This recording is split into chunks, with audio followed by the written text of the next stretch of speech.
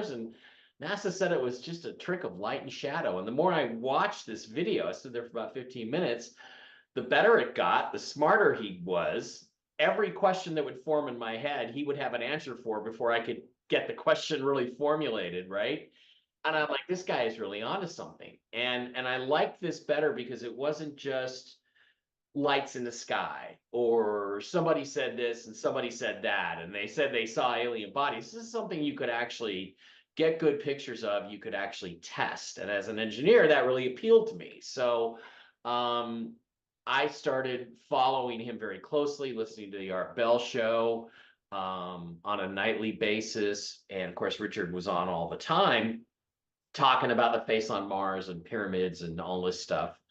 And he got into the moon, and he had an old message board on his website on enterprisemission.com, which I'm not really even sure still exists anymore. But I was in there, and some guy, there was this guy named Ken Johnston who had a bunch of old 8x10 glossies of pictures of the moon that were all, it was all the handheld photography taken by the Apollo astronauts. And there was a lot of extraordinary stuff on it, and different than what was now appearing on the internet. In other words, the pictures didn't match. There were things on Ken's pictures that weren't on the new pictures. And I'm like, oh, this is really interesting.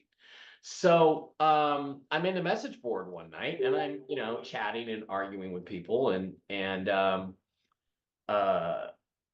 one day, Ken comes on and says, hey, Mike, my wife, Fran, says she thinks she worked with you at Boeing back in like 1991. And I went, well, yeah, I remember Fran. And so I became friends with Ken, and Ken introduced me to Richard. And when the new pictures of the face on Mars came out in like 1998, I asked him, you want an article for your website on image enhancement? And he said, sure. So I wrote it, and he loved it. And then I started writing for his website, on a regular basis. And then early 2000s, I said, I moved to LA, I got divorced, I was much happier, I had more time. And I said, why don't we take all these articles and put them into a book?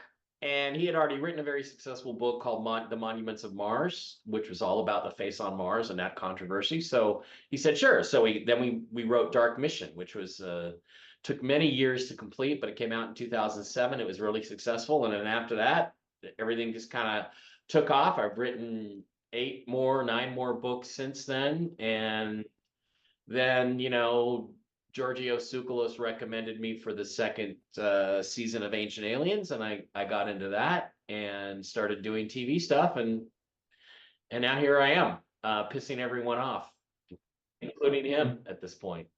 I don't think it's as bad as what you think it is. What's that?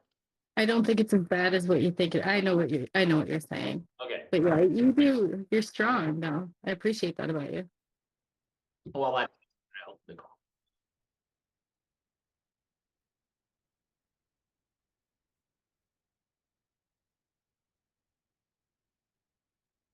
Well, I'm only interested in the truth.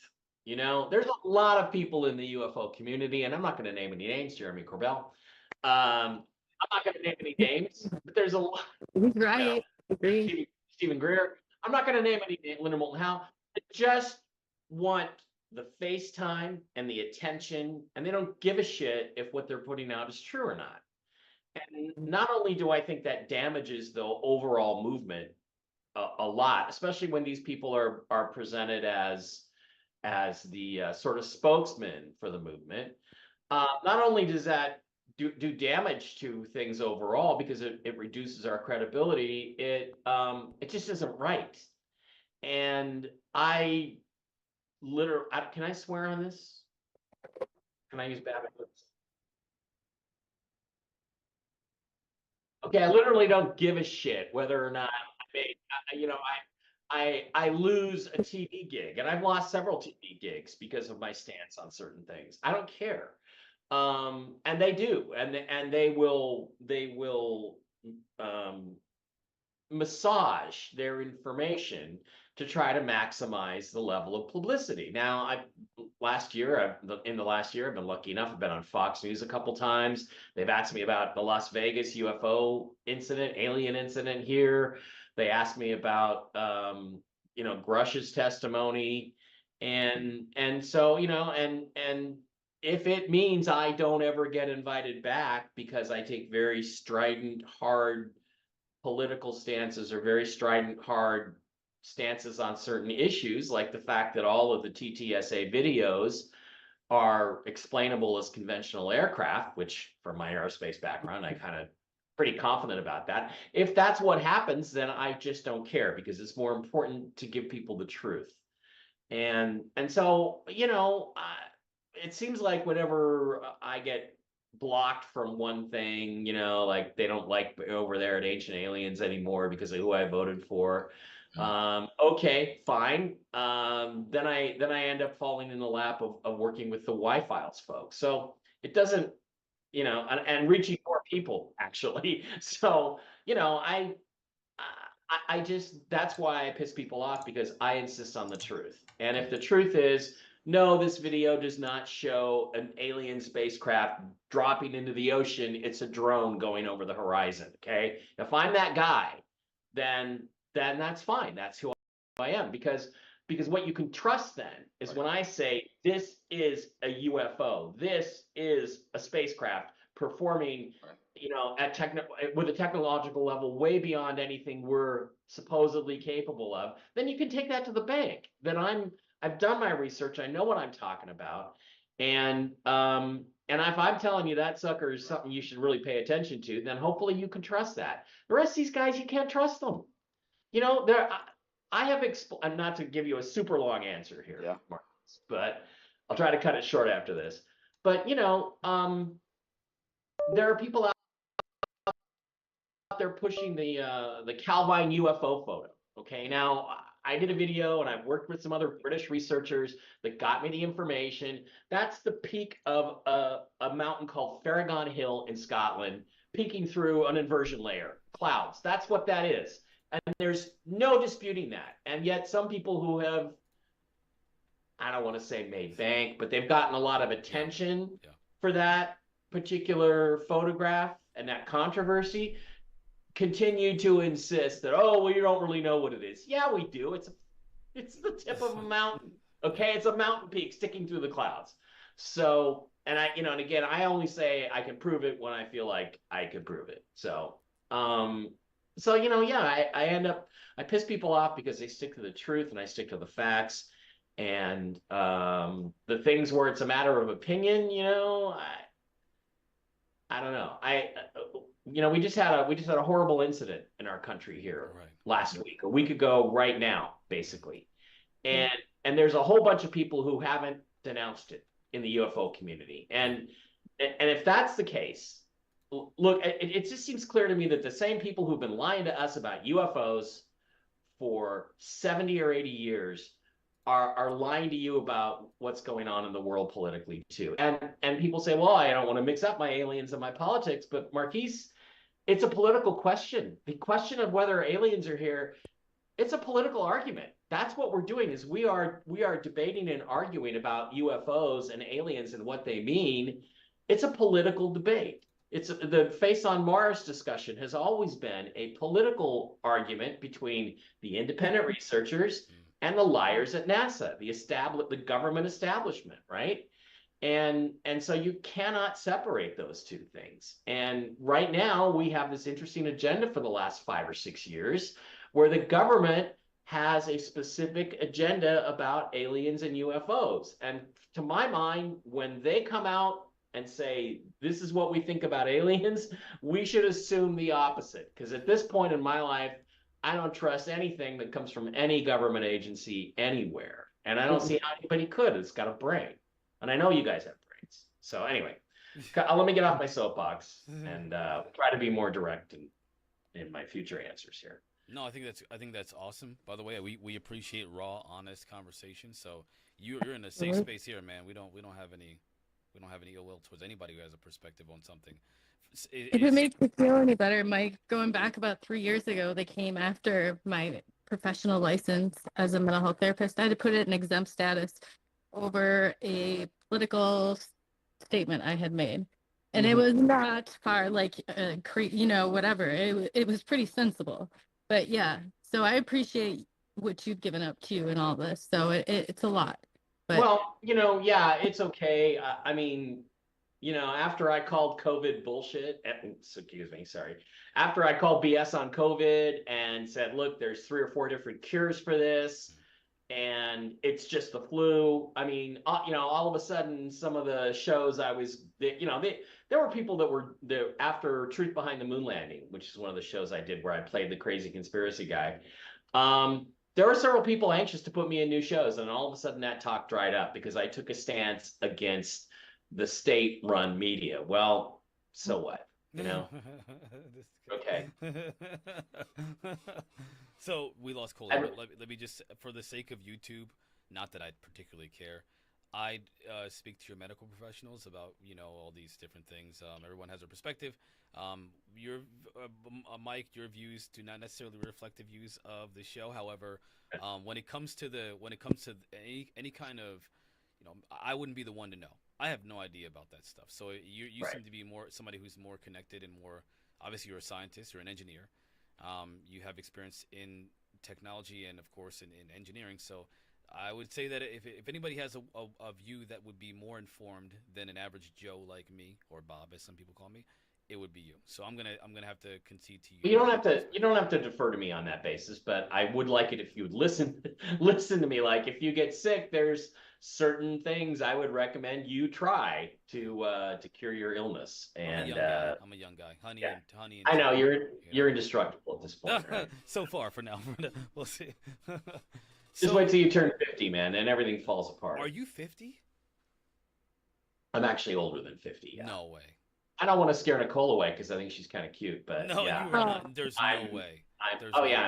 I'm over 60 actually. Yeah, I'm 64. Oh my.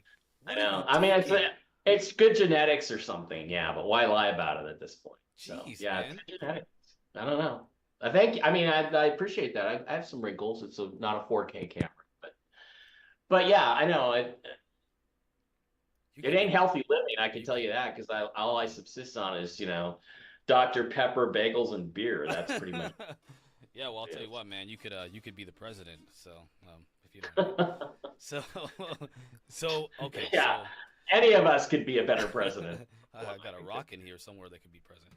So all right. So let's talk about aliens. So I've always been curious about people like you who've been in the field, who've been studying this, who've put in work, who've authored. What is, after all the years you've been studying this, investigating and researching, what is your perspective? What is your overall perspective about the UFO experience, this interaction with a non-human alien intelligence that's with us? What is your perspective on that? Well, it's real. It is real. There really are aliens here. They are interacting with people on a personal basis. I don't think there's any question about that. I've met way too many people who aren't crazy to deny that, And I mean, a year or two ago, I was in England at a conference, with Whitley Strieber. First time I met Whitley and got to sit down with him and ask him questions. And he's not nuts. He's not crazy. So what happened to him? And there are other people I've met, and there are women I've talked to that they tell me I woke up in the middle of the night and there's 3 aliens at the foot of my bed, and there's the half-breed alien baby tucked under my arm. And these things are real. These experiences these people are having are real. There's no question about it. And the thing that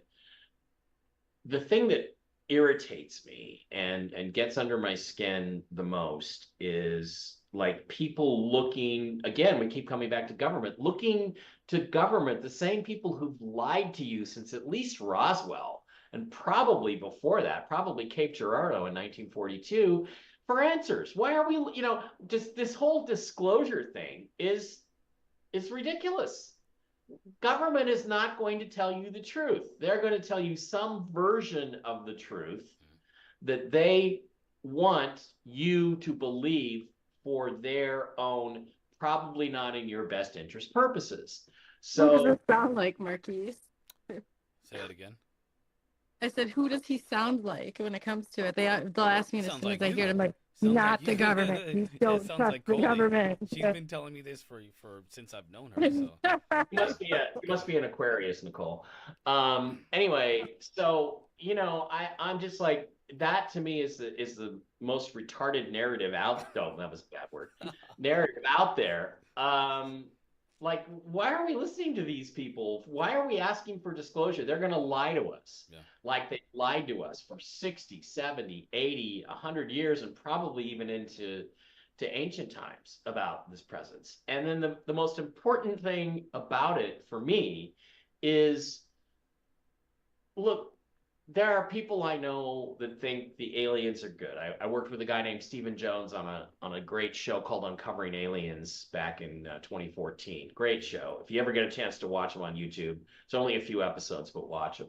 And he was like, "Oh, the aliens are here to help us step in our evolution." He was British, obviously. Okay. In our evolution, and it's all love and light and everything. And then there's Daryl Sims. I don't know if you guys know Daryl, but you should have him on the show. And he's like, "Oh, the alien is evil. We should chop him up and taste like sushi." And Whoa. All right. and the thing that people forget is that I don't think that we can say they're either good or bad. They're here for their own reasons, and their reasons don't have anything to do with what's in our best interest. It's what's in their best interest. So whatever species there are, and there are probably a bunch of them, they're not here to help us. And last time I checked, we didn't ask for any help, right? Marquise, I don't remember asking for help from aliens, right? No. So they're here for their own reasons. And even more importantly than that, they're weaker than us. We need to get out of this mentality that they are superior to us in some way. Oh, they may have some fancy technology that at least publicly we can't match. But I believe I wrote a book called Hidden Agenda back in 2016, where I talked about the real history of secret space programs and what we can learn from what's in the scientific papers and everything. And I believe we've had basically anti-gravity technology, flying saucer technology since probably 1959 or 60. And so we could match them technologically, but they're here because they are weak. They need something from us. They're not here for oil or water or any other resources. The only thing they could be here for is because of us. And that means that we have something that they don't have. We have something that they crave. We're not on their planet, boring out the cornholes of their cows to try to find things out. We're not doing all that stuff. We're not experimenting on them because we don't need them. Right. So I think we need to look at ourselves as the superior ones in this interaction. And frankly, I think we ought to start charging quite a bit more for for the help that we give them. So that's kind of the way I feel like technologically we could probably match them at this point if it came to it. And nobody wants Star Wars, but again, I just think that, look, they're here for their own agenda and they're here because of us. And we have to figure out what we're going to do about that. So there's a couple things that I wanted to kind of follow up with what you said. The first thing is a lot of what I've heard about perspectives of the phenomena or the UFOs, aliens, is I've been here forever, thousands of years at the very least. That they've influenced our development. They've genetically engineered or altered us. Manipulated us. Our physical bodies, though. Remember, that's not who you are. Not the soul or whatever we believe. Right. That they are. You're right. That they do need. There's something about us that's very important to them. Therefore, there's clearly something that we have an edge on them for. Don't know what that is. If they wanted to destroy us, they would have. They either can't or don't want to, and they need us alive for some purpose. I think that's something that I agree with. Because clearly they have the tech to wipe us out. They did when we were in horse and buggy, yet they didn't. Yeah. They did when we were literally when we were kingdoms, and they didn't. So they don't want to wipe us out for some reason, and so we are the center of some kind of effort that they're involved with. But you're making a point that I have heard only recently. Peter Levenda was on. You talk about To the Stars Academy. He was on yesterday, Engaging the Phenomena's podcast, and I watched that audio. He mentioned about the idea that there may be, he suggested, some kind of agreement that the aliens or whatever made with us that was in their favor, and that we were essentially being threatened potentially. That if you tell people about this, we will enact some kind of force to disrupt either your whole civilization or potentially to wipe you out. That there's some kind of a threat there's some kind of a not quid pro quo, but even like, hey, if you do this, I'll hurt you, or I'll hurt your civilization, but they might be lying, because if they could, why haven't they? People have been leaking this stuff forever. So taking all that, mouth diarrhea, what do you think about that perspective in relation to what you just said? Well, first of all, he's not one of my favorite guys in this movement, but I think he makes an interesting point. And if okay, what are they going to do? They're gonna destroy our civilization. They're gonna break down law and order. They're gonna cause dissension and poverty and pain. Well, okay, if that's not what we're living through in the last period of time, I don't know what is. So I agree that if they could do that, they would probably have done it by now, because then they could take whatever. But it's hard for me to say, because we don't know what's going on in the background. We don't know what the military knows. I mean, you have guys like John Leonard Walson, right? I don't know if you're familiar with his work. He does telescopic imaging of like stars, and when you zoom up on them, they don't look like stars. They look like these giant space platforms. I do, yeah. And people have criticized him and attacked him, but nobody, to my mind, has proven him wrong yet. Is he the one that shows the morphing structures? In space, and Star Wars, and it's like, so it looks like there's some sort of fight going on up there, but we really don't know between who and for what purposes. So, I just feel like the battle is within. The battle is spiritual. The battle is between us and them on the emotional plane and on the spiritual plane, as much as it is here on the physical, in the physical realms.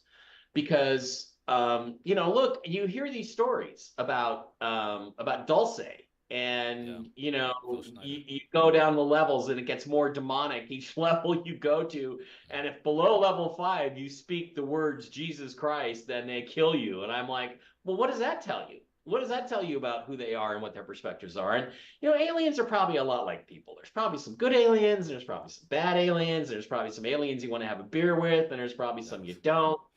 And there's people that say Trump's wife is a Pleiadian. And I have seen lip reading of people in Congress before State of the Union in 2020. And there's a couple congressmen going, yeah, we're going to get him.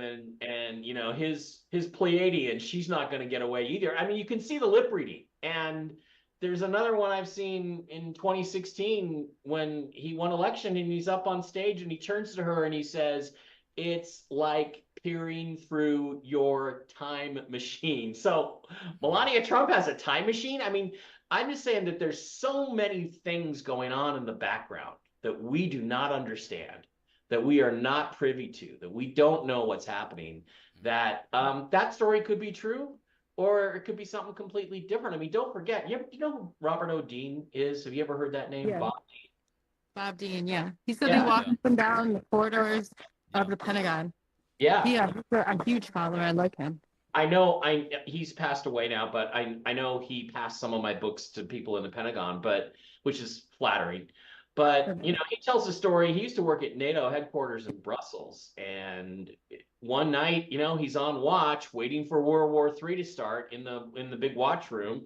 And his commanding officer throws him a set of keys and says, hey, Dean, go over there and open that safe up. And he opens it up and he pulls out a book that's stacked 2 feet high, which is the entire history of humanity's interactions with aliens. Oh. And wow. he reads through it periodically, and everything he could remember, he eventually talked about. So watch some of his lectures on YouTube. They're great.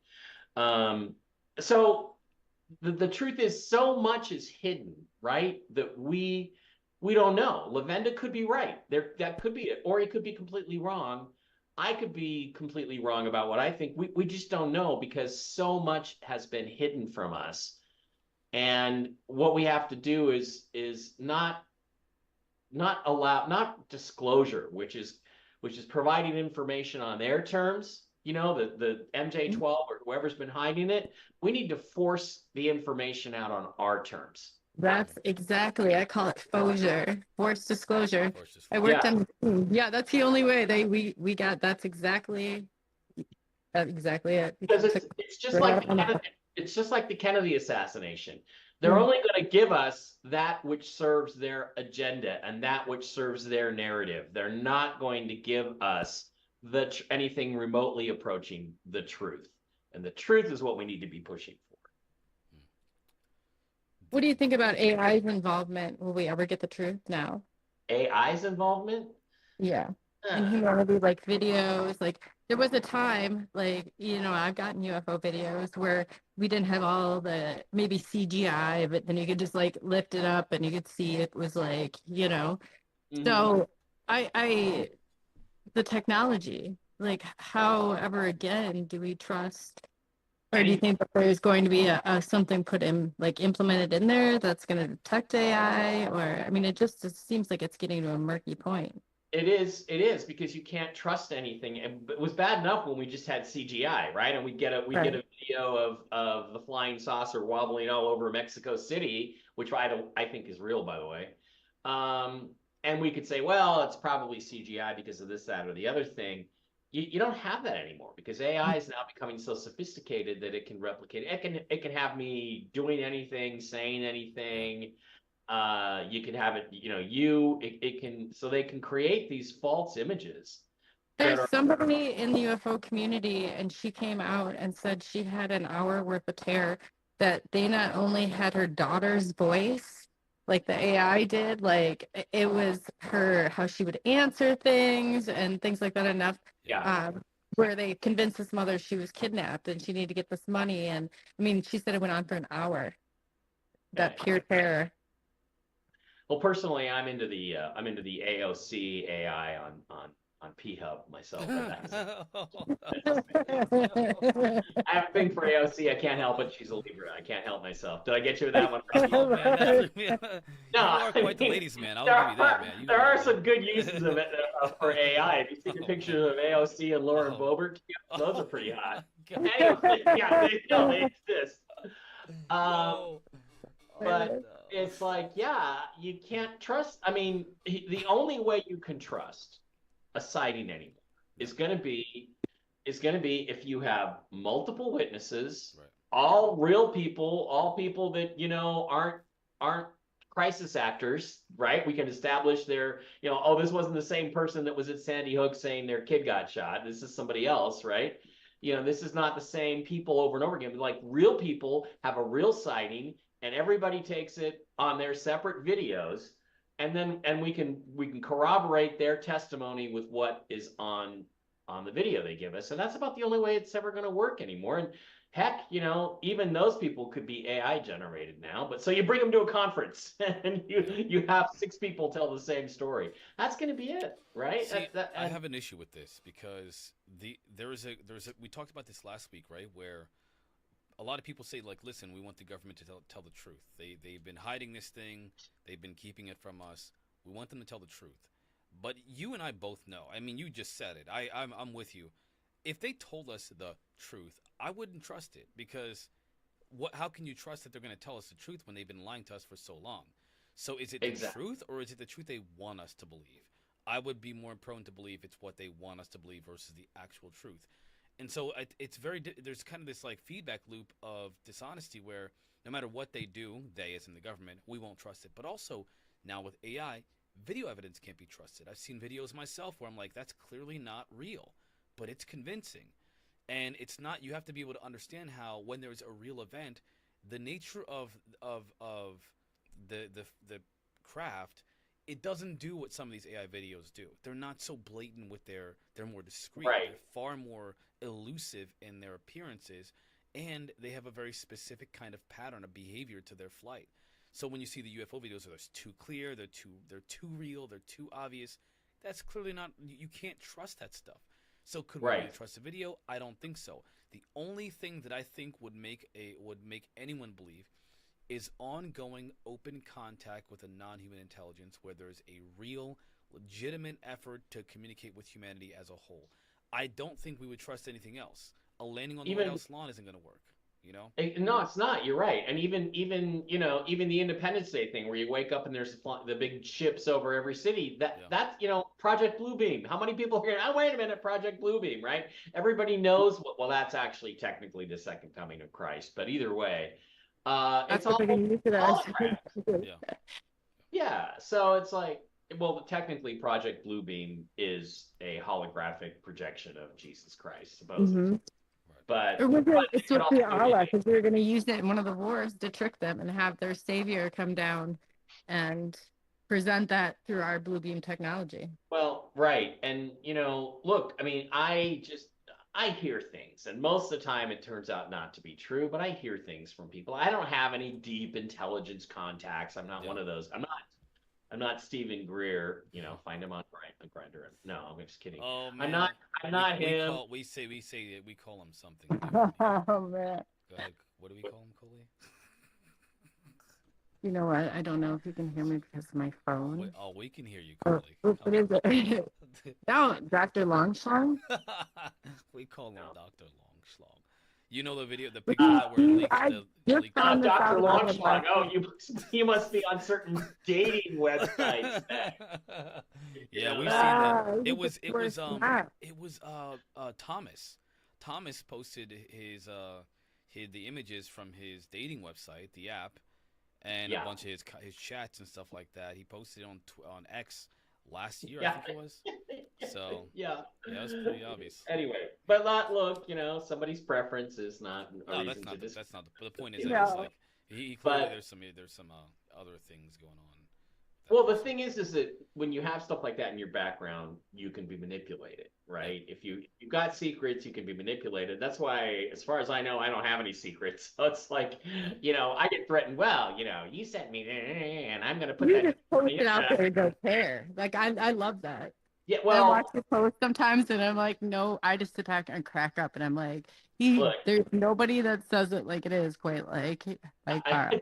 Thank you. It's funny because somebody literally threatened me. Well, you sent this girl this picture of, it's 2020, Yeah. right? And I'm like, so? I mean, that's how you date in 2024. Number one. You guys some Number two, OnlyFans. I think it's handsome. I'm proud of it, and I don't care if you share it. So No, go right ahead. Dating in That's the only way. 2024. Step 1. Yeah. Start an OnlyFans. Start an Step OnlyFans. 2. Start an Instagram.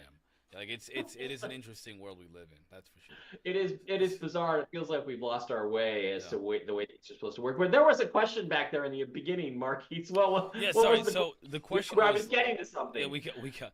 So the original question was essentially like the trusting we will never trust. How do you trust it with AI? So Yeah. What would be the thing? What would be the thing that would make you trust that there's an open and real context? What would you believe? I would have said a year ago, well, face to face, right? I don't really want to meet an alien face to face. I almost did a couple times, it feels like, but even that now anymore, that everything can be generated, right? Everything can be generated falsely with AI. Combine AI with holograms so I live in Vegas, right? They do some pretty impressive stunts in the shows here. Yeah. And it's like, if they can do that, then what can't they do if they really apply advanced technology to it? So I don't know at this point what I would trust. At this point, I only trust my instincts. I think it's just my gut tells me this is real or this is not real. That's all I can trust, right? Yeah. And when I see certain people pushing certain agendas, every month there's some new leaked video of some new thing. I'm kind of like, well, I don't really trust. Let's dig into it a little bit. And I hate to be a debunker because I don't want to be a debunker, but I am a skeptic. I mean, we all have to be skeptics, right? And the skeptic is just somebody who keeps asking questions until they get them answered. Yeah, what frustrates me the most is you mentioned about seeing a new thing every week. X is terrible. Twitter, whatever.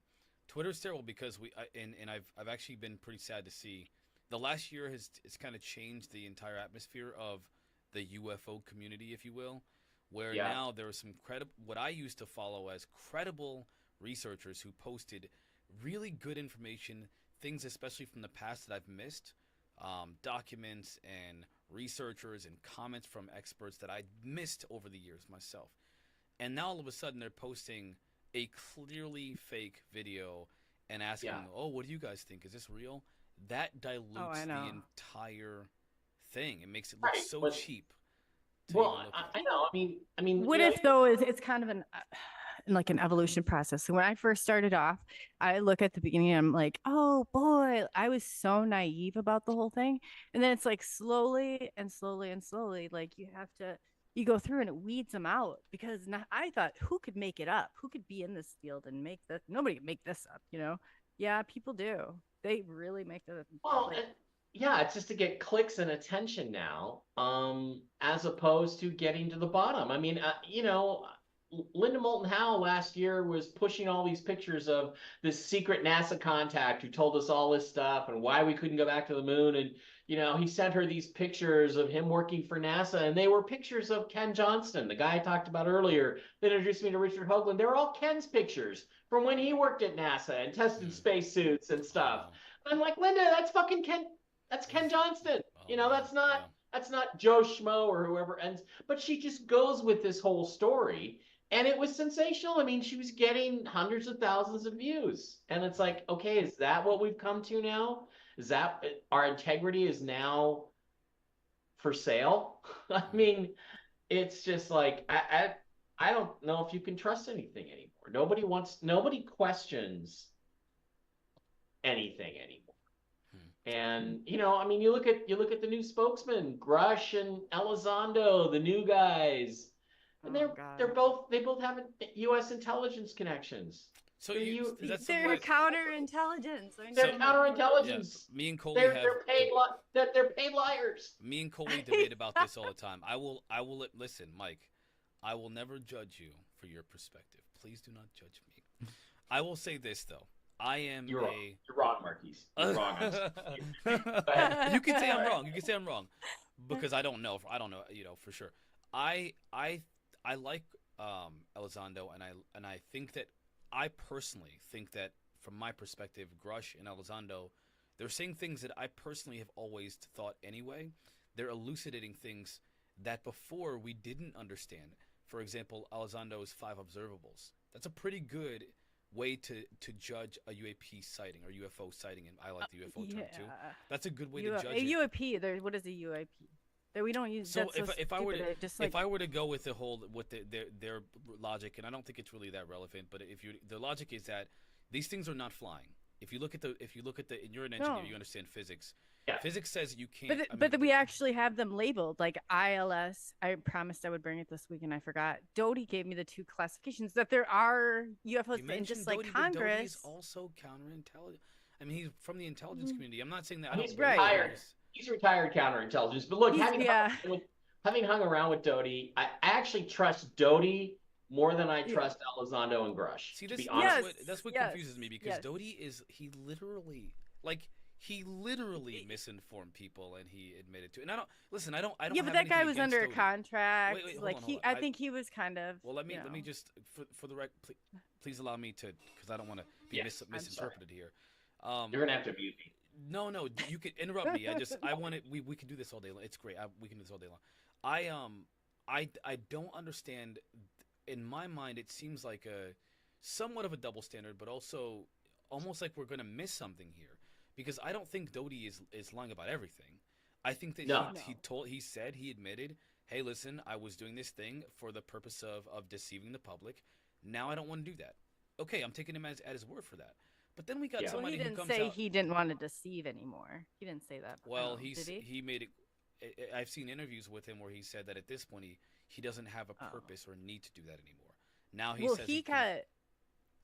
I'm just gonna say real quick. If there's like information, there's certain information I'm not gonna go to Doty for. There's certain information that I'm like, this no way. Yeah, but why But can't you do when the I did- same thing for Elizondo and Grush? You know, there has to be. Elizondo doesn't say anything. He makes noises, or he's never come out and answered That sounds fully like a a bias. single question. Sounds like a No, bias, right? I've tried to listen to him because I really wanted to know when I was bothered that they called them parasites, Huh? mostly DeLong, and I got pulled into that group through Matt Tiller, who was a drummer for Angels and Airways, Tom Blog. So it connected back, and I'm telling you that I got all of their what they had up on the screen. Like I can send you all their Well, PowerPoints, regardless of that, everything they know, my question for because it's nothing. It's like yeah, you'd be like, my question "What's for this?" because this is a genuine curiosity I have, and we got to go to break in a couple minutes. But I have a genuine curiosity Okay. for why do we not? So why do we not look at the information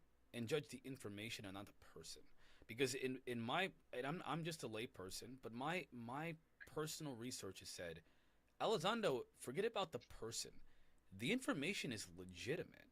It's been echoed by people like John Mack and David Jacobs and and others that have been Jacques Vallée, people that have been talking about this phenomena, and many others, by the way, not just the people that maybe you might not agree Right. with, people that you may agree with have mentioned the exact same things throughout modern history in this field. So forget about the man, forget about where the man comes from. You have to be able to parse what's true based off the information and not based off the person giving the information. And what's Well, not okay, true.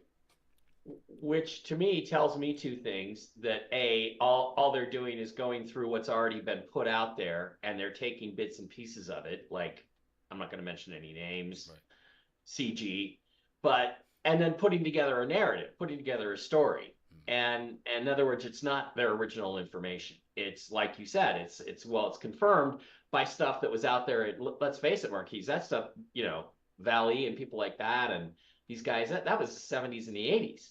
So he's going back through the very deep history of ufology and pulling these things out and then creating his narrative. The other thing that instantly makes me suspicious is the degree to which, and this is why I trust Doty more than I trust Elizondo and Grush. Who's pushing Elizondo and Grush to the forefront? The media, who is bought and paid for and owned, and the government, who is bought and paid for and owned. So when I see that, and nobody's pushing Doty, nobody's ever pushed Doty. In fact, Doty's no one has. Doty's kind of like me. Not that many people really want to listen to him. So when I see this new guy come out of nowhere making all these claims, some of which are derivative, I'll just say derivative. Right. And gosh, the U.S. government had a secret UFO investigation program. Well, who didn't know that? Did you watch the X-Files? Of course we knew that, right? I know, right? And then he's just pushed all of a sudden in front of everybody's face and becomes the new spokesperson for the UFO community. Then I'm saying agenda. Okay. What is the agenda, So and why is They're all tied to the Navy. So He's got never what is it? Ship empty. It doesn't even have the technology for it yet. He's got a whole business. That's all Lou Elizondo does. So Well, I don't know about that. Yeah, let me make sure that I understand this, and we're going to go to break. My understanding of what you just said is that it's not necessarily about the information they're presenting. It's the entire effort to push the information. It just doesn't feel right to you. Look, this guy comes out with no evidence of anything he's saying. And before you know it, he's got a book deal and a TV show on history, and he's being promoted by the New York Times and the Washington Post, two sources I absolutely don't trust, right? Oliver North once said, there's only two things I read every day: the Bible and the Washington Post. That way I know what both sides are thinking. Funny, but there's a point there. And all of a sudden, and everybody's like, focus on this guy, and he's on 60 Minutes, and wearing a shirt with a collar that's way too tall. Lou, seriously, I as a guy with no neck, you want to wear like no collar. Lou, I'm just right now, Lewis. So I really appreciate that. So yeah, when I see that, I just instantly go into my BS meter goes off. Okay, right. I got a question for you when we come back from the break, because this is something I always want clarity on. I'm trying to figure out what's going on. I'm new. Coley knows this. I'm actually relatively new. I've been doing this for about 2.5 years now. So there's a lot of people that have been through a lot more of like the deceptive nature of a lot of people coming forward and making claims and stuff like that. I'm new. Right. I came in with Elizondo. When I first heard that is what got me into it. So I didn't get to hop on the previous trains where they're like, where you guys have probably seen someone say, I've got some answers, come forward, and then they come to find out they're not being John Lear, for example, and others.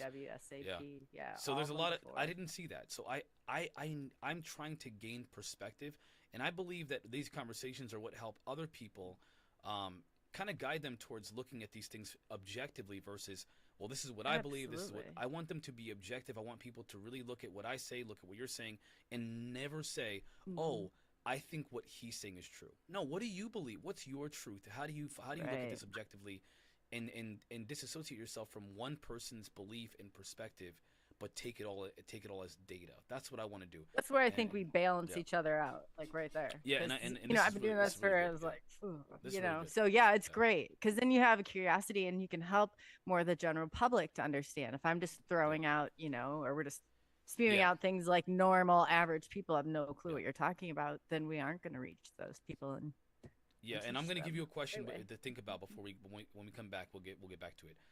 The question that I have for you, and we'll get to this when we come back, is get your answer.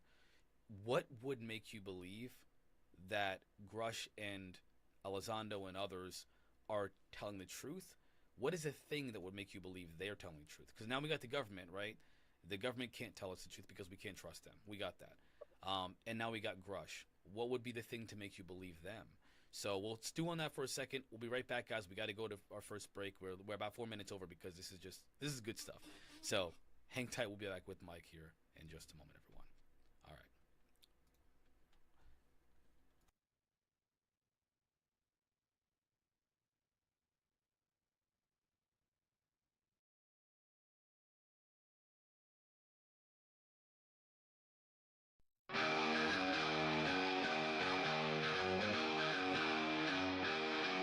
They're watching from the shadows, an intelligence beyond our own. Whistleblowers shouting warnings, researchers feeling all alone.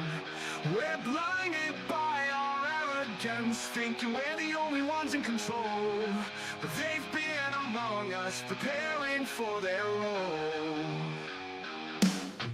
This revelation is shock to our core. Are we ready for what's in store? Something is coming, we can feel it in the air.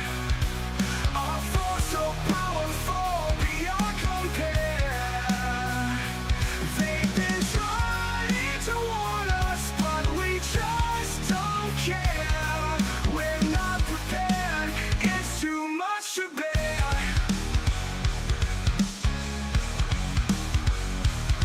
They're not like us, there's something more. A non-human intelligence knocking on our door.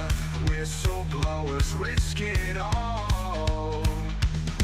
Researchers sounding the alarm once more, but we're too focused on ourselves.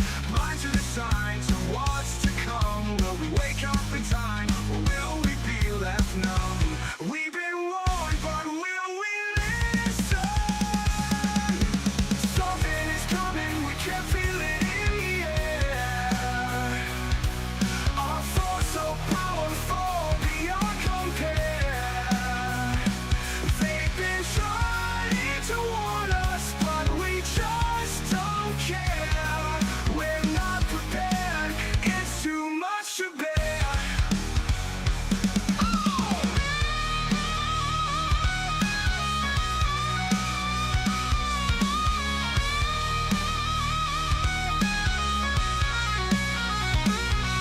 They're not like us, there's something more. A non-human intelligence knocking on our door.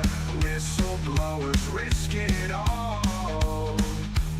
Researchers sounding the alarm once more, but we're too focused on ourselves. Blind to the signs of what's to come. Will we wake up in time, or will we be left numb? We've been warned, but will we listen? Something is coming, we can feel it in the air. Our force so powerful, beyond compare. They've been trying to warn us, but we just don't care. We're not prepared,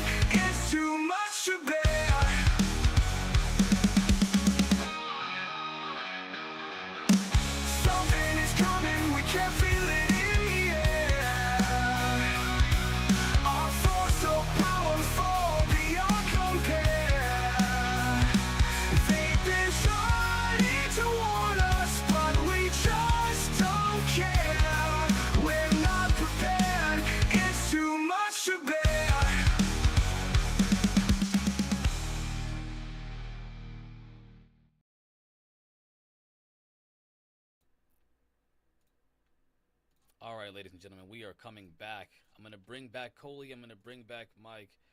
And we are going to be live in just a second, everyone. So thank you all for waiting for us. We are back. We're back. We're back. Mike, welcome back. Mike, I'm sorry, guys. I actually, I had to mute everyone. I'm going to unmute everybody. So Mike, Coley, you with me? Yeah. I'm here. Awesome, awesome, awesome. So thank you, Mike, for waiting. So question, I'm going to rephrase the question in case anybody didn't remember. But by the way, you guys are listening to the Coley and Marquis show. Tonight we have Mike Bara, and we're going to be talking about aliens and UFOs, not UAPs, because we don't see that word around here. That's a naughty word. Well, that's Nick Pope came up with that, by the way. Did you know that? That Nick What is that? Nick Pope claims that he came up with UAP as terminology when he was at the Ministry of Defense in Britain because it had less of a giggle factor than UFO. I didn't know that that's Nick, not yeah. true. that's true, I can yeah. tell you how it happened. What happened was the United States government, I can find out the guy's name. I don't think it's Kenneth Arnold, but I think it's somewhere along the lines. He even said in the UAP that it has nothing to do, nor should it ever be a label type mechanism for this phenomenon. So the real guy quick, who developed it for the Navy. I gotta say this don't use it. for my own. I have like an issue with terms, right? So Yeah. UAP stands for, in case anyone doesn't know, unidentified anomalous phenomena. The purpose that was given to us by the military, by Elizondo and by others, the government, they had the Pentagon, I should say, or the DoD, was that they are the way that these objects are performing. It does not, to call them flying objects would be inaccurate because according to physics, they're not flying. You can't fly 10,000 miles per hour, stopped abruptly, and then take off in a different direction instantaneously. That's not Yeah. a flight characteristic. It's anomalous. It's something that is outside the normal aerodynamic, the way that objects would fly if they are operating under the laws of aerodynamics. So they're not doing that. They're literally defying the laws of aerodynamics and physics as we understand it. So that's why they came up with UAP, unidentified, because we don't know what they are, anomalous, because they're not flying, they're doing something far different, phenomena, which does feel like a dilution, like we've talked about earlier, where it's just like, oh, just random stuff. It could be anything, a phenomena. A bird could be a phenomena. A plane could be a phenomena. Whatever. It makes it seem like it's ambiguous. So it is unfortunate that the term has kind of come to this place where we can't make sense of what that actually is. But I understand the logic behind the redefining of UFO. So that's what that comes from. Just to be clear, I understand. Yeah, and I'll post that document tomorrow. When I don't have them, I'll post them on my Facebook page and in the group. So thank you, Coley. Thank you for that. Seriously. So, but again, Elizondo, Grush. I'm not talking about Corbell and George Knapp or anything like that. I'm talking about just the people that are from these organizations. And to be clear, they have defied the government and the intelligence community by coming out and speaking forward because they've been smeared in the public eye. Grush's mental illness was thrown in his face and put into public as a way to smear him. Yeah, and his drinking problem and other things. Elizondo was told by John Greenwald's reporting was essentially ripped to shreds about his claims of working for the DoD. Come to find out, he did, and by the way, Greenwald released documents proving that Elizondo was telling the truth about working with OSAP and ATIP. He told the truth. So I just don't understand, and I want to know if those things, if those kind of contradictions of the Pentagon saying, no, we don't know anything about this. Oh, by the way, yes, we do. Just kidding. Sorry. No, we don't. Yes, we do. Back and forth for a couple months with Elizondo's claims. They did this whole thing. Susan Gao was well known for literally lying about Elizondo's work with OSAP and the Pentagon and so forth. So yeah. Help me understand. I get the one perspective. It seems directed. It seems like they're being used to orchestrate this new narrative. But what would be the thing that would make you believe? If all that stuff doesn't make you believe that they're telling the truth, what would make you believe they are? Wow. What would make me believe? Well, first of all, a lot of what goes on sometimes in the UFO community is just simple jealousy, right? Yeah. Stan Friedman was vicious to Bob Lazar when Lazar came out. Yeah. And I instantly found Lazar credible because he talked like a scientist or an engineer. I mean, I'm like, this guy this guy works has worked in the industry that I worked in. He was not the cook at Area 51. He was something else, right? Yeah. So there's some of that that goes on, but the answer is nothing. Nothing short of the Jackie Gleason treatment, right? You ever hear that story? I don't know that story. All right. Do you know who Jackie Gleason was? You're young. You may not know No, who I he was. don't. I do. I don't. I'm sorry. To the He moon, was Alice. he was probably the most famous American comedian of the yeah. 1950s and 1960s, and even into the 70s. He was a fat guy. He had a sitcom called The Honeymooners, which is one of the first sitcoms on television. He's very popular, world famous, and he was friends with President Nixon. And in 1972, Jackie Gleason had always had an interest in UFOs, and this is according to his wife.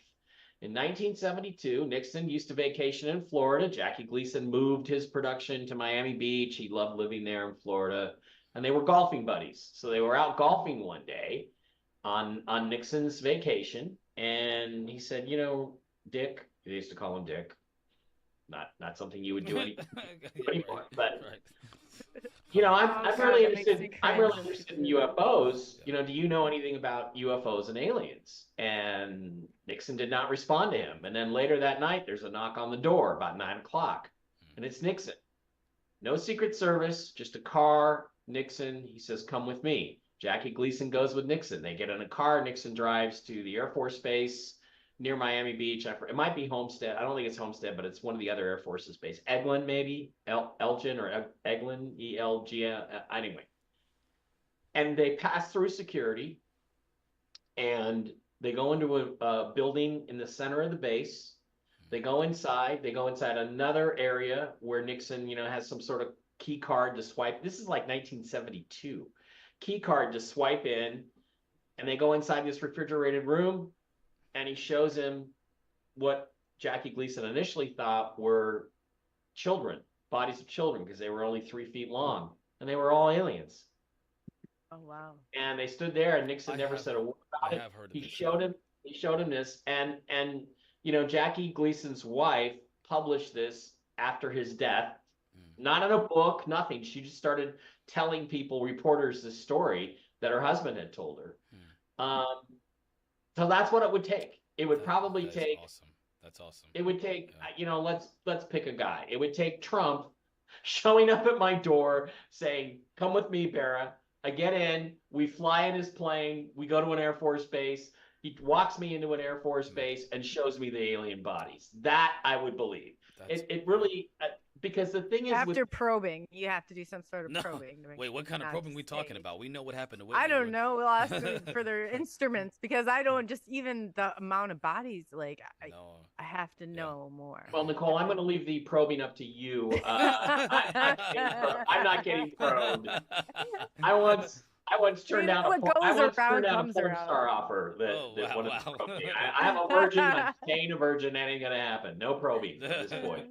So it would take something like that. And again, I think that these guys, they're just stories. You know, they're just stories, and without credible evidence to back it up. Oh, okay. Well, I've seen alien bodies, or I've seen non-human biologics. Right? Isn't that what Grush said? Non-human biologics. Yeah, that's anything. That could be dog food. You know, dog food is a non-human biologic, I think. You know, that doesn't mean anything. So it's like, you've got to show us something. And all this crap about, oh, well, we have to be in a skiff for that. Well, if we're having open hearings about what the government has kept secret, why are we in a secured, compartmentalized information facility? Why don't we just have it out in the open? And why are we having it with like the DOD? Why are we having it with Congress when they don't have the security clearance? That's it's like, why are we wasting time? Yeah, so I want to task somebody with something here. I would have to see it for myself, to be honest with you. I want to task one of the audience members, if you're listening, if anybody has the time to clip the last like 3 minutes of what Mike just said. I think it's one of the most important pieces of any conversation right now in the field, because people need to understand something, and I'm just going to pontificate for a second here, Mike. Listening to a quote-unquote credible, you know, individual from the IC, the intelligence community, or the government or anyone that would be of high status in the world's eyes, right? In the world, in civilization's eyes. That shouldn't be the thing, because you're right. Whenever you have somebody like, for example, Betty and Barney Hill, who come forward and say this thing happened to me. Right. Travis Walton, who come forward and say this and have all this investigation done, and many, many, many others. That's the thing that should convince you that there's something going on here. If you're listening, if it takes a scientist, Yeah, but then with a check title, into them, because course. I've known people with huge I'm not stories. Yeah. Well, I'm not just saying to keep be doing naive. research. I'm talking about we're giving some of the most. I'm talking about some of the most credible examples in history. Oh yeah. So, and research, by the way, examples in history, people that have investigated these people for decades, and have still they hold their credibility. I got what you mean. I just wanted everybody else to And, understand. But yeah, I get it. and just one thing to add to the story that I just told you, the Jackie Gleason story. It's important to understand that within a few weeks of that event supposedly happening, CIA breaks into Watergate, the Watergate Hotel. Oh wow. They go after Nixon. They take him out. If you think about it, the whole Watergate thing was all CIA. Everybody involved, including Bob Woodward, the Washington Post reporter, worked for the CIA. And so Nixon was taken out. But the question is why? And maybe it was because he was telling people about aliens that he shouldn't have been telling or showing people. So, I mean, I think our history, when we find out the truth, if we ever do, is going to be so much different than we think. Do you think it's Why was Nixon forced out of office? Well, because he was telling people about aliens and he wasn't supposed to be doing that. Do you think that's it's what dark, I think? Do you think that the truth is dark? Yeah, and I wrote a book about the Kennedy assassination, Ancient Aliens and JFK. No, I don't have any up on the bookcase there. I was looking at that one. I wanted to ask because it says I know who really killed Kennedy, and I wanted to ask. That's horrible. I don't want it to be a spoiler for people who haven't read the book, but I just think I know who it is. I don't know. Maybe I'm wrong. Well, it was J.D. Tippett on the grassy knoll and Lee Harvey Oswald in the 6th floor window of the school book depository, and it was all ordered on the orders of Majestic 12, MJ12, which did exist, I believe, very firmly. I think Stanton Friedman proved that MJ12 existed. Yeah, I think so too. So, I mean, we've got 2 presidents that were taken out over aliens, and one of them, in an assassination, and one of them in a sort of bloodless coup. And we ended up with a 33rd degree Scottish Rite Freemason who was not elected by anybody sitting in the White House for 2 years, named Gerald Ford, whose only real claim to fame was that he was on the Warren Commission. So, I mean, again, history is not, if they ever tell us, if we ever get the truth, the real documents, it's going to be completely different than we think. So what gets me though about this is like, somebody gave me a thought experiment. They said, and actually, again, Lavenda, not a fan. I get it. Of you, you're not a fan. It's okay. It doesn't mean he's wrong about everything. You're just not a fan. I understand. Everybody has a right moment. I don't like some of his friends. Let's put it that way. There was a question posed like, what would, if you were in the position of, for example, let's say you work for the Pentagon, and you could just imagine nobody knows unless you're there, but you're responsible for a great deal of safety for many, many people. And you're told something that if you were to tell anyone else, or if you were to tell the public about, you could be killed for. What is so terrifying, so dark, so bad? What could be so bad that it needs to be kept secret, even to the point of,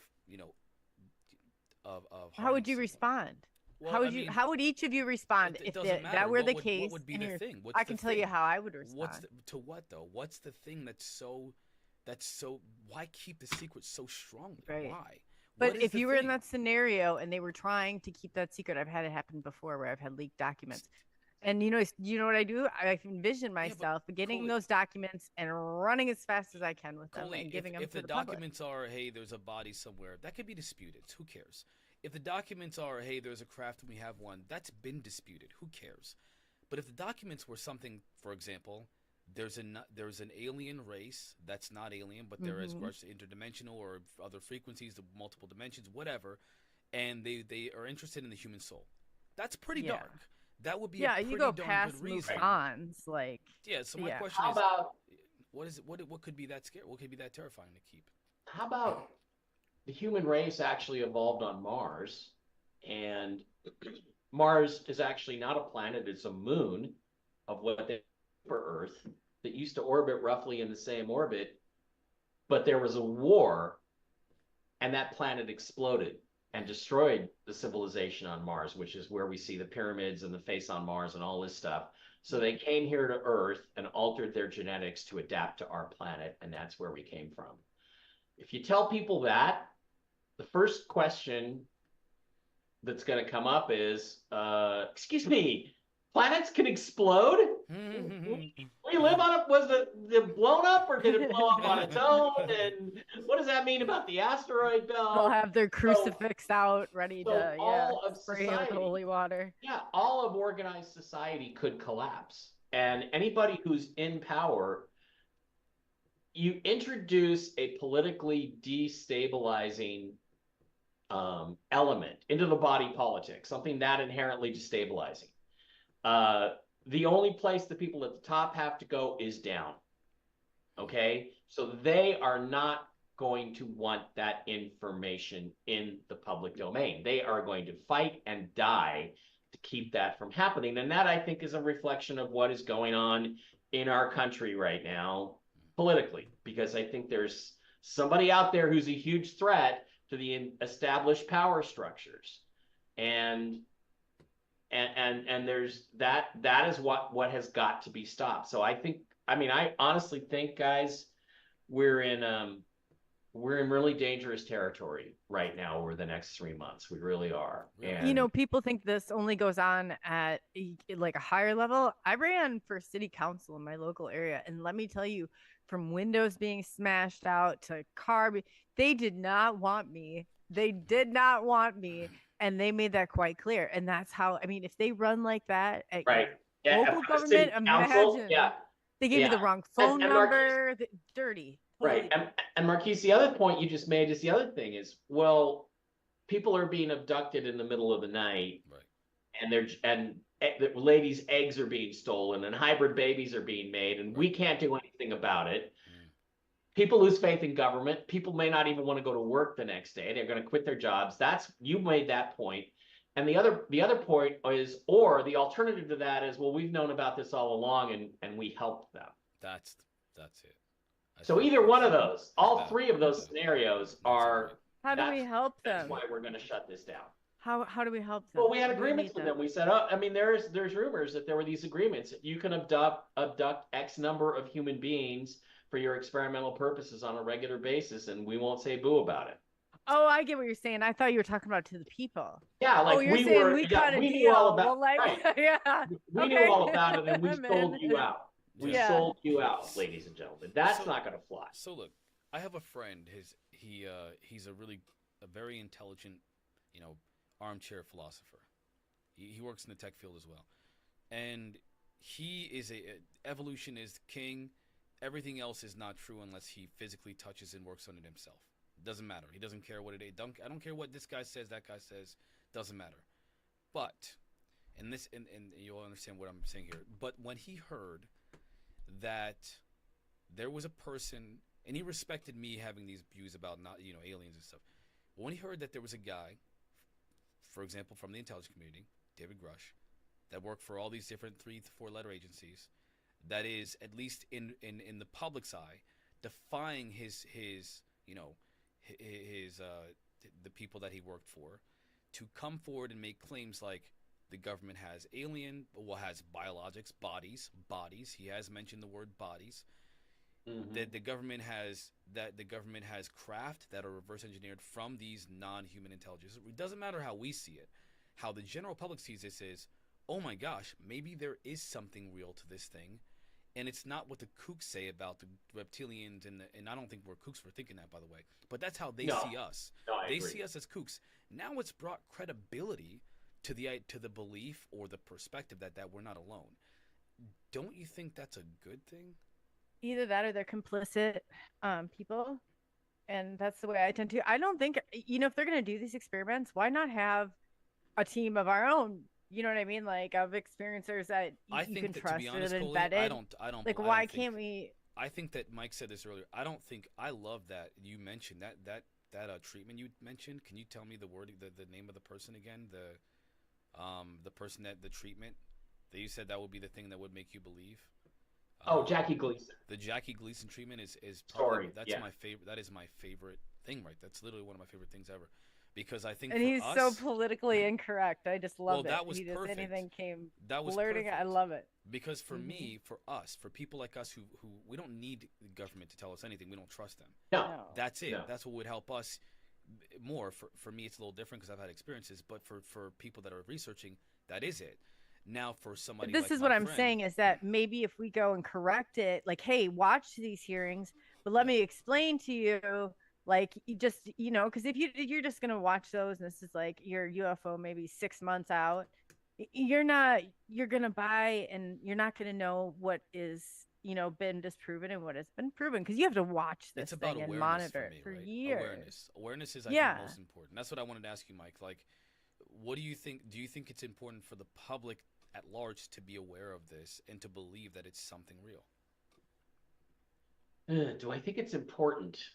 Honestly, no, not right now. I don't. I think aliens are 5 years down the road. I think there are so many things, lies that we have been told about our origins, our history, our reality in the last 2,000 years. Remember, we're leaving the occulted age of Pisces and moving into the enlightened age of Aquarius, right? That's why we're all here experiencing this. There's so many other practical things that affect people's day-to-day lives that Oh, yeah. I think we have to get through all those. I mean, if you ever see the Stanley Kubrick movie Eyes Wide Shut? Yes. Yes. Yeah. Okay, Yeah. that's really what goes on at the highest levels of our government. It really does. And I don't care who says what about me for saying that. That kind of crap does go Yes. on. Yes. And there's so many things we're not awake to yet that I think aliens are going to be 3 to 5 years down the road.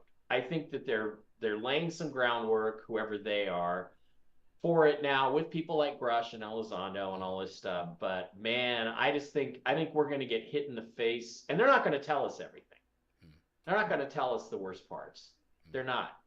Only a few of us are going to be strong enough to appreciate the worst parts. But the degree to which you have been stolen from and ripped off and turned against each other and pushed to hate each other, all those manipulations have to be exposed first, I think, because I think that's what's going to make us strong enough to appreciate the alien presence on planet Earth. And we're not strong enough right now. And your friend's reaction to you is a prime example. I mean, evolution is ridiculous. Evolution is the stupidest shit I've ever heard. It really is. You seriously think that you grew out of an alligator? I mean, it's nonsense, I right? think it's That a doesn't banana happen. at this point, right? They haven't even Well, found the bones that are going in. They're supposed to be radioactive. You can the Smithsonian Institute, who's run by the Rockefellers. You can thank Well, them I for mean, that. even what's the name of the dinosaur that's at the big T-Rex? The They said T-Rex. he'd tip over. Yeah, well, the T-Rex that's in the Natural Museum of History or whatever in Chicago, right? I've seen her. I forget her name, Sue or something they call her. And, she's coated in paint. Well, guess what? It's lead-based paint. You know why? Because every dinosaur skeleton they've ever dug up is intensely radioactive. And there are sculptures. Yeah.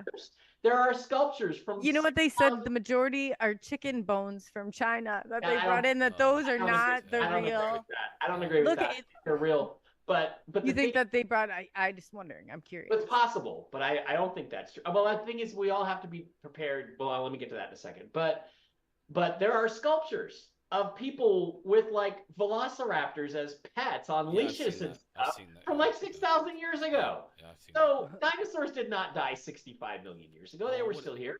And if they're irradiated, what happened? Like, what happened? Nuclear. So, well, I just was going to make one more point. The thing is that what we have to be aware of is that what we think is true might not turn out to be true. Like I have a very strong belief system about how history really happened and what really happened. I have to be prepared to say that's not what happened. If it turns out that the facts come out and we can believe them, that the face on Mars wasn't built by humans or wasn't built by aliens. I don't know. And the other thing is the people that we think are we have to be prepared for the people that we think are the good guys are not the good guys, and the people we think are the bad guys are not the bad guys. We have to be prepared because I wrote this book called The Choice in 2010, where I said everything's going to get weird between 2012 and 2024. The end of the Mayan calendar and the end of the Indian Yuga cycle, and things are sure getting weird. We're running out of 2024, but I just think the revelations are going to be difficult to deal with. So I think I'm answering your question by saying I think that we have a lot to go through first before we're ready to accept aliens. I really do. Yeah, you did answer my question, I think, even initially, but you also expanded on it, and I appreciate that because. So my question was, of course, do you think it's important that people know? You said no, it doesn't matter because in the near future we're going to. Well, there's it is important that people know, but there's a lot of stuff that I think is going to come first. But I could be wrong about that. There's things happening like politically. I'm saying there. I put tweets out. You can go look at them. I said I think this is going to happen, then this is going to happen, then this is going to happen, and it is in the process of happening, but not with the rapidity and in the sequence necessarily I thought it would happen. So, but I do think all these changes are going to come. John Ramirez, did you see the interview with him on Project Unity by chance? I did not. No. Oh man, that is oh man, please. Do you know who John Ramirez is? I don't. Another CIA guy. I've heard the name. So he tried to shut down one of my projects. Yes, I know who he is. So I've talked to John Ramirez, and he on the Project Unity cast, and I asked him about this, by the way. He mentioned that 2027 there's going to be an event, very similar to what you're kind of alluding to right now, that there may be an open contact event that we are not prepared for, that it's going to put the public in the shock, and that the whole purpose of this, as some people have suggested, controlled disclosure, is to try to slowly prepare people for that coming event. Yeah. Now, my concern is similar to what you mentioned. Is there some kind of when you mention controlled disclosure, that also means that means a narrative that's being controlled as well. Controlled deception as well, right? Controlled disclosure. Oh, yeah. Is controlled deception. I'm not willing to go that far because I don't know, but I wouldn't be surprised. I mean, I wouldn't be surprised at all because I don't like the idea of being strung along like a carrot, like a bunny rabbit following a carrot on a stick, on a treadmill. Like, it's not fair. I do feel a little disillusioned by all these credible people who keep stringing us along, and every day for a good 5 months I was going insane, following every tweet, reading every book, looking for every little detail, going over interviews, repeating the interviews all day long, 24/7, going to sleep to the interviews, trying to see what's that one thing they're alluding to. I can't tell you the full truth, but let me give you a kernel. Let me tell you what suggests this. Drives you crazy. And it was driving me insane because I felt like I was gonna. If I just keep listening, I'll find the truth. Maybe next month. Maybe next month. It never came. It's been a year later, and I'm still. Maybe wondering. Another hearing. Oh no, they've got another hearing coming up here, and I'd be like, "Come on, you guys, wake up!" I'm not gonna deny. I do feel like the bunny rabbit following that carrot on a stick, and I don't appreciate that. I appreciate the effort that I believe they're making. I appreciate them making the sacrifice to come forward and risk, as they say, their safety and their comfort. They're not implanted. Right. Yeah. If that's the case, but I really think that it sucks that we all feel this way. I also. Why can't we have representation in there? We need a civilian representation. Well, because look at what we would get. Well, what do you think we'd get? I mean, if you, not to be rude, but most of our community are kind of wacky. Like we're not I all believe like. I'm not talking about everybody. Well, You they're- apply for the job. You apply. they're very gullible. I mean, Twitter X, I was surprised with just how gullible, because it's made up I of, know. by the way, what are you doing there, Nicole? Trimming your toenails or what? No, I'm just leaning back. Can you see? She's chilling. She's just hanging out. All right. Yeah, no. Um, I had to rearrange all my equipment, so I'm sitting really kind of awkward. Okay. I'm I okay. saw the knee up in the air, and I was wondering what was going on with that. Yeah, no, All right. Just Yeah, very they're very gullible, and everybody really wants to believe, and everybody's really, in an entrenched position. But look, there's enough evidence out there. You just gotta relax and be confident in what you know. We know this stuff is happening. We know these people are these aliens are here. We know this stuff is real. And there is so much evidence. There are so many cases I can recount to you. You mentioned Betty and Barney Hill, and Travis Walton. who is the guy? Lonnie Zamora in New Mexico, and Jack. Okay. I mean, there's just so much that you have to just understand this is real, and you have to like not jump at every little shiny object that they throw in front of you, because they're doing that, like you said, to distract you, to get you focused on something other than what you should be focused on. So Yeah, I've lost my zeal. And I'm still interested. I'm still passionate. But the zeal I once had is gone, because I've kind of matured into this field now, to where I get where people like Coley and now like yourself, hearing you and meeting you, are way more skeptical of these figures coming forward and making claims. I've been jaded to the point now where I'm a little bit more skeptical. I like these people, all of them. If they're telling the truth, I can't do anything but honor their sacrifice. But I'm open to the possibility that I'm wrong. And yeah, and well, you're not wrong. No, don't be open to that possibility. Okay. Yeah, Aliens the government. exist, UFOs are real. Anything.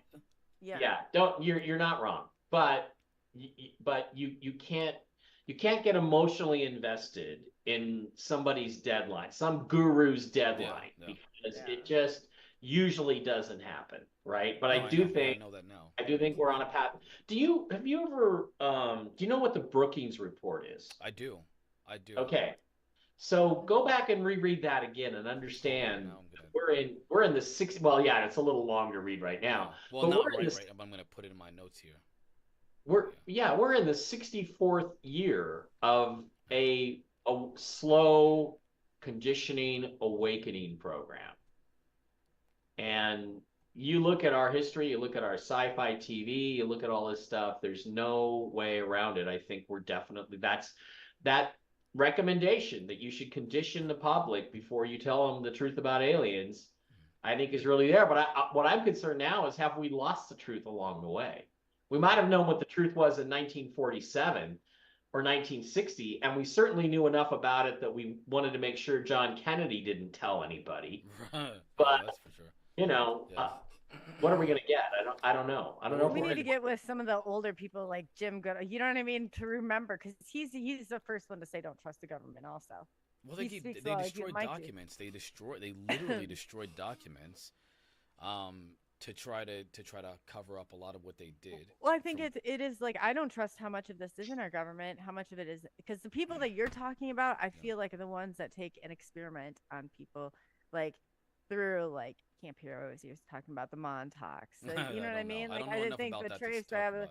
I get you. I hear you on that one. Ooh. Yeah, I don't know enough. But about anyway, that. like, but still, that there's those accounts out there, and they like, I like going back to the prohibition, for example. Our government, instead, they make alcohol legal. So what do? As a punishment, they poison the alcohol, and the people who are drinking that alcohol that they distributed to them are dead. To me, it's like they've got years and years of these testing. I mean, like, you can go on. And have they ever once come out and said, hey, we're really sorry? I know Bill Clinton on his little thing, but it really wasn't that much of anything. Not like, hey, the CIA are going to rebuild ourselves into people you can trust. And, no, they didn't. They never said, oh, we're going to stop this, and we're going to. I mean, it's all been there. It's all right in front of us. And until they do that, like, I don't think anyone should trust them. My question is what will the general public need for the experiencers disclosure to be okay? Okay, we got the experiencers disclosure. Now let's start like you can go into the PRG with um what's his name, or you could come up like there's no, and I started to see it, and the more I've been talking about it, so I should maybe like not so much. But what is phase two? We haven't opened the door to phase two. We still got Mufon running around looking, and hearing noises. Like now that there's so many experiencers who's made it on the ship, who's made it doing this, whatever. Now what? Like I think there needs to be like a protocol, but to get there, you're gonna have to have the majority of the people say, no, this is really happening. Like this is, or is it just like the world is now, like Mike Bara, like the whole thing, it's all triggered, and you thinking one way is enough for me to sabotage, and the other way, like is experiencers disclosure even possible at this Well, point? I think that as we move into this new phase of consciousness, which is energetically what's actually happening, and that is a physics thing. That's planetary alignments and all that 2012 shiz was really real. It started this process. I think it's going to be an intuitive thing. I think people are going to know in their guts, and they're going to trust their intuition a lot more than they do now. Like your friend Marquise, that oh, if I can't touch it and prove it and all that kind of thinking is going to go away, because we've been in an occulted, obscured age for over 2,000 years now, where we've not been able to use our intuition. It's gotten weak, and we've had to develop our mental capacity because of that. Now we've reached the overdependence on that. And as we move out of Pisces and into Aquarius, right? We don't need that to know anymore. The knowing is going to come in here less than it is in here. And that's what's going to shift us. It's just going to become common knowledge. We're gonna watch our football game, but we're all gonna know there's aliens. We're still gonna watch our. So, right? a couple things. Do you know Donald Hoffman? He talks about he wrote a book called The Case Against Reality. Okay. Talking about how like our like evolution is essentially deceived us into believing a reality that's not real. That's not true. I can agree with that. Right. 100%. I'm 100% of the persuasion. I mean, it's obvious. Like on a according to physics, like we're literally just a bunch of atoms floating around in space. Not really that much different between any of us. Yet somehow we perceive things the way that we perceive them. They want to make you feel that small and insignificant, but then you're not going to ever be who you really are supposed to be. Yeah, but he suggests. I mean? I think they talk about like what is it? Something is dead. I can't remember what they said, but the one thing that he suggests is that eventually we'll get to the point where science and consciousness, I guess, I don't want to misquote him, but something to the effect of science and consciousness will coalesce to where what we experience will inform us about what the true nature of reality is, versus what our perceptions are telling us reality is. Right. Well, that's the way things used to be. The scientist and the mystic used to be the same guy in the village until about the mid-1800s. Yeah. And then there was this whole materialist movement in science, which, eventually got us Carl Sagan and Neil deGrasse Tyson and these guys who, oh, well, you have to prove it by mathematics. Yeah. Well, what if your mathematics are effed up in the first place? Yeah. Yeah. So I agree with that. They only pertain to here on Earth. I mean, we're not figuring out mathematics for the rest of the universe. Yeah, I will say I will ask that question before we let Mike go. Mike, how late is it where you are, by the way? Oh, it's 7:46. At nighttime or in the morning? Yeah, at nighttime. Okay. Yeah, I'm in Las Vegas. I don't know. Okay, cool. Where are you? I'm in PA, so it's 10:46. Actually, I'm in Iowa. No, baby. Yeah. No, I have a few more questions too. Do you talk about like the JFK stuff, or like the coincidences there? And then I also wanted you to touch more on the moon landing. And I don't know if it was my own problem with the equipment, but I'm actually, that's what I'm most curious about. Is your insight on that? Yeah, the JFK thing. Yeah. There are all these bizarre coincidences.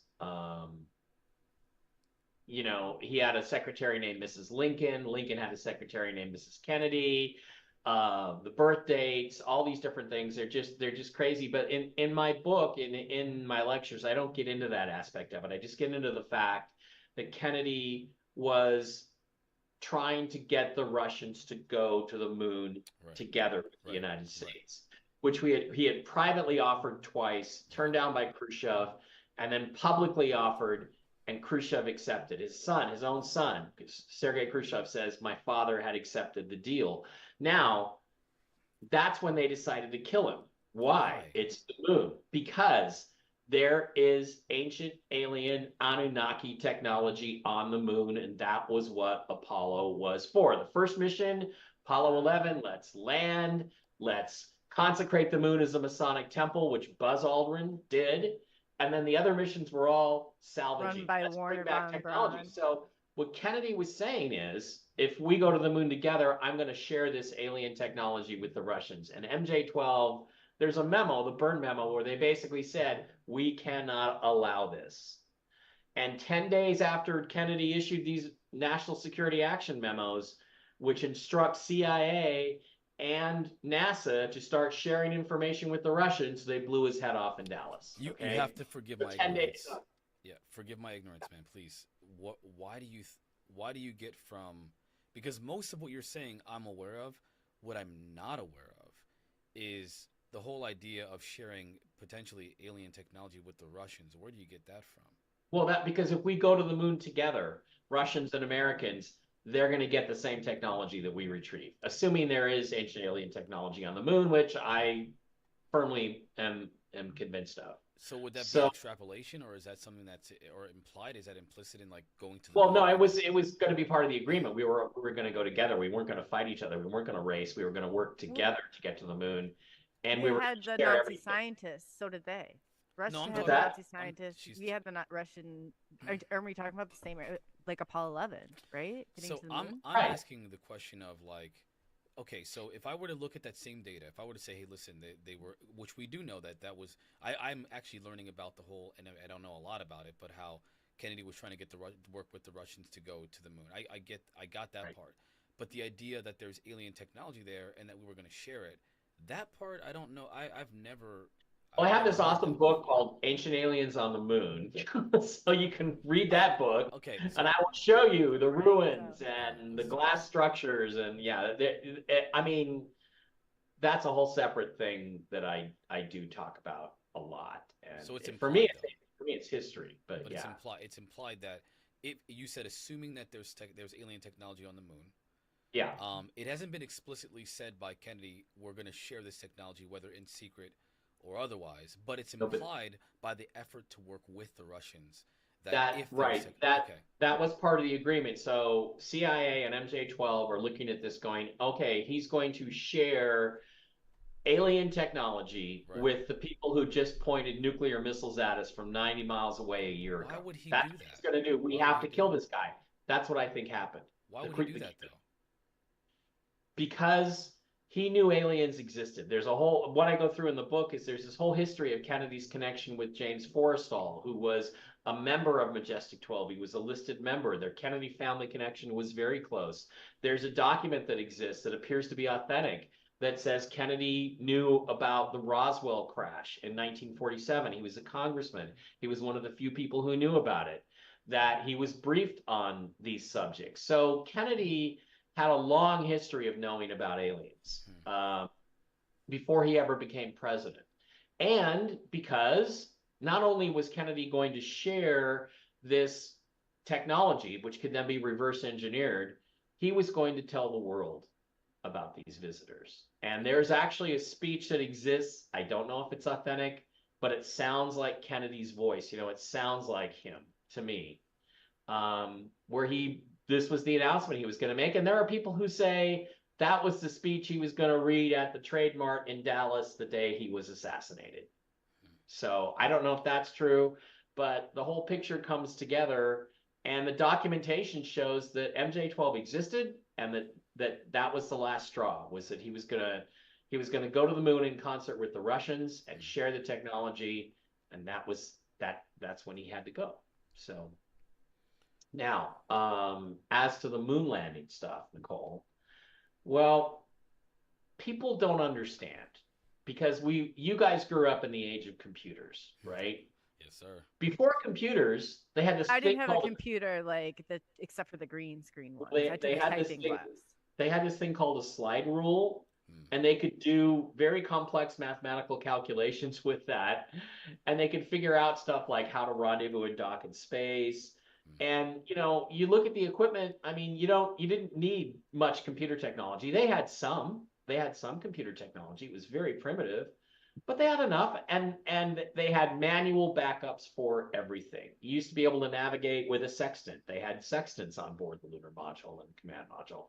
They had everything they needed to go to the moon and back. And you have to understand too is I started at Boeing about 10 years after the first moon landings, and the guys that worked on those programs were still working. They weren't retired yet, and they were brilliant.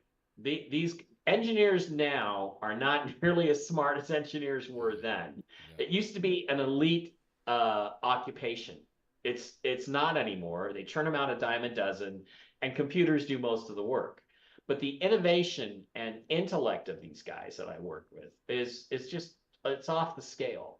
And I've been I did this I did a TV show called Truth Behind the Moon Landing for Science Channel. You can get it on Amazon Prime. Hmm.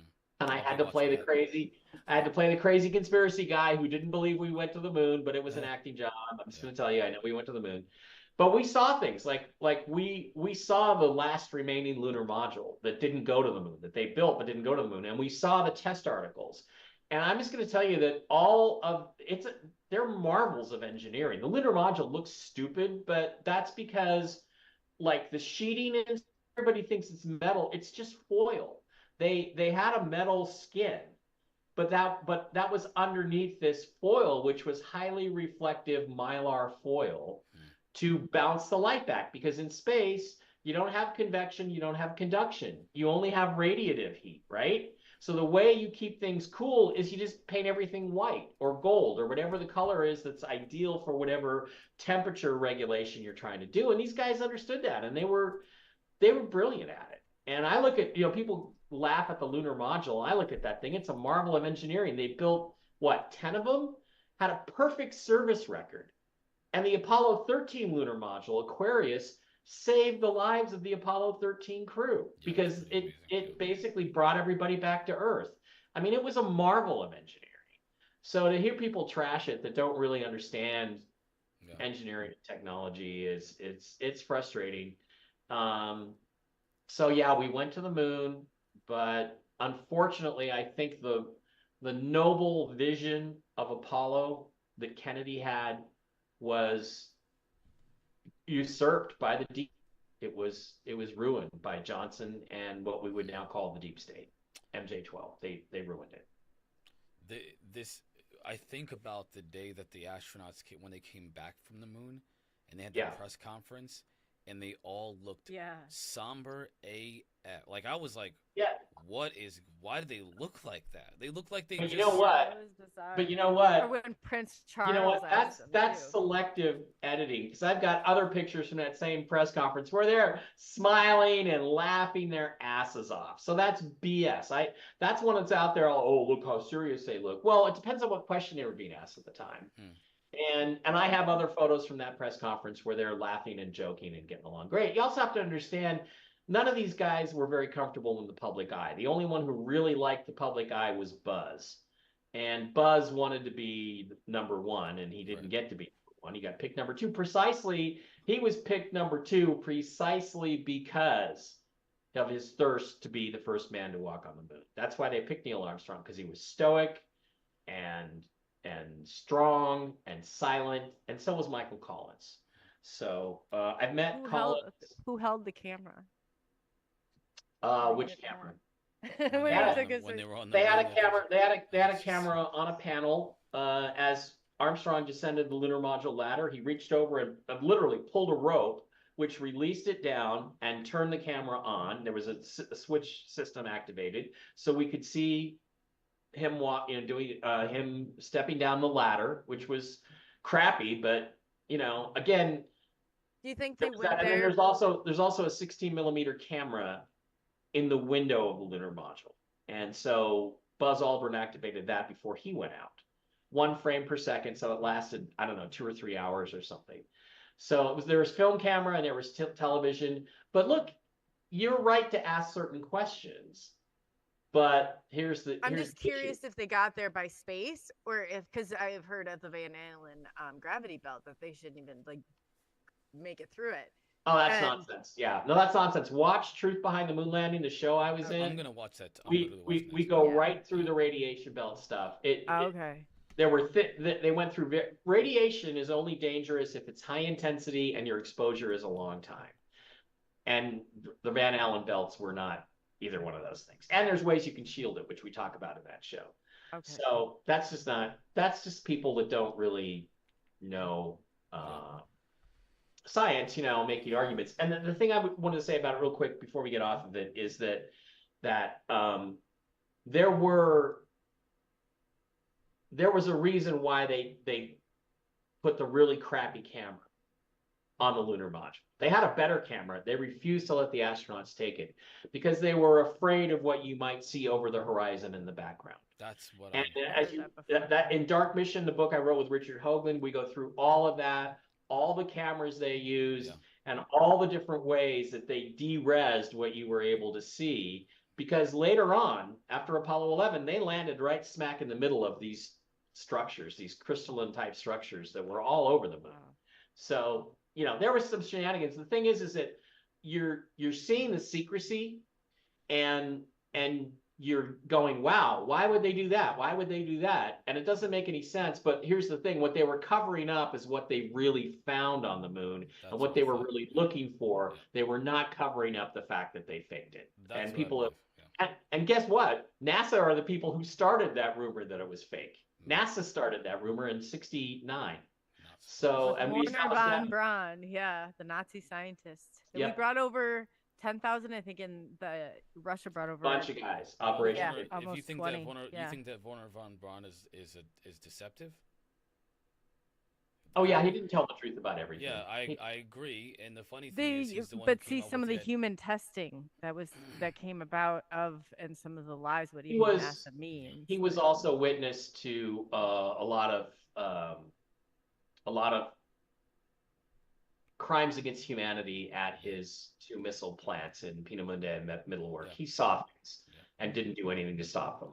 People being killed. He's the one who talks about Project Bluebeam. So I thought he was the one who pretty much originated that conspiracy. Yeah, he kind of is. He kind of is. So I do have 2 questions. Do you have a little bit more time for us before when we come back from break? I have 2 more questions I want to ask before we let you go. Or I would really like to go, but I have to give my cat a shot. But I will come back and answer those. But it's going to be quick, and then I gotta go. I'll tell you what. I'll just ask the questions. We'll go to break afterwards. The first question is Gordon Cooper.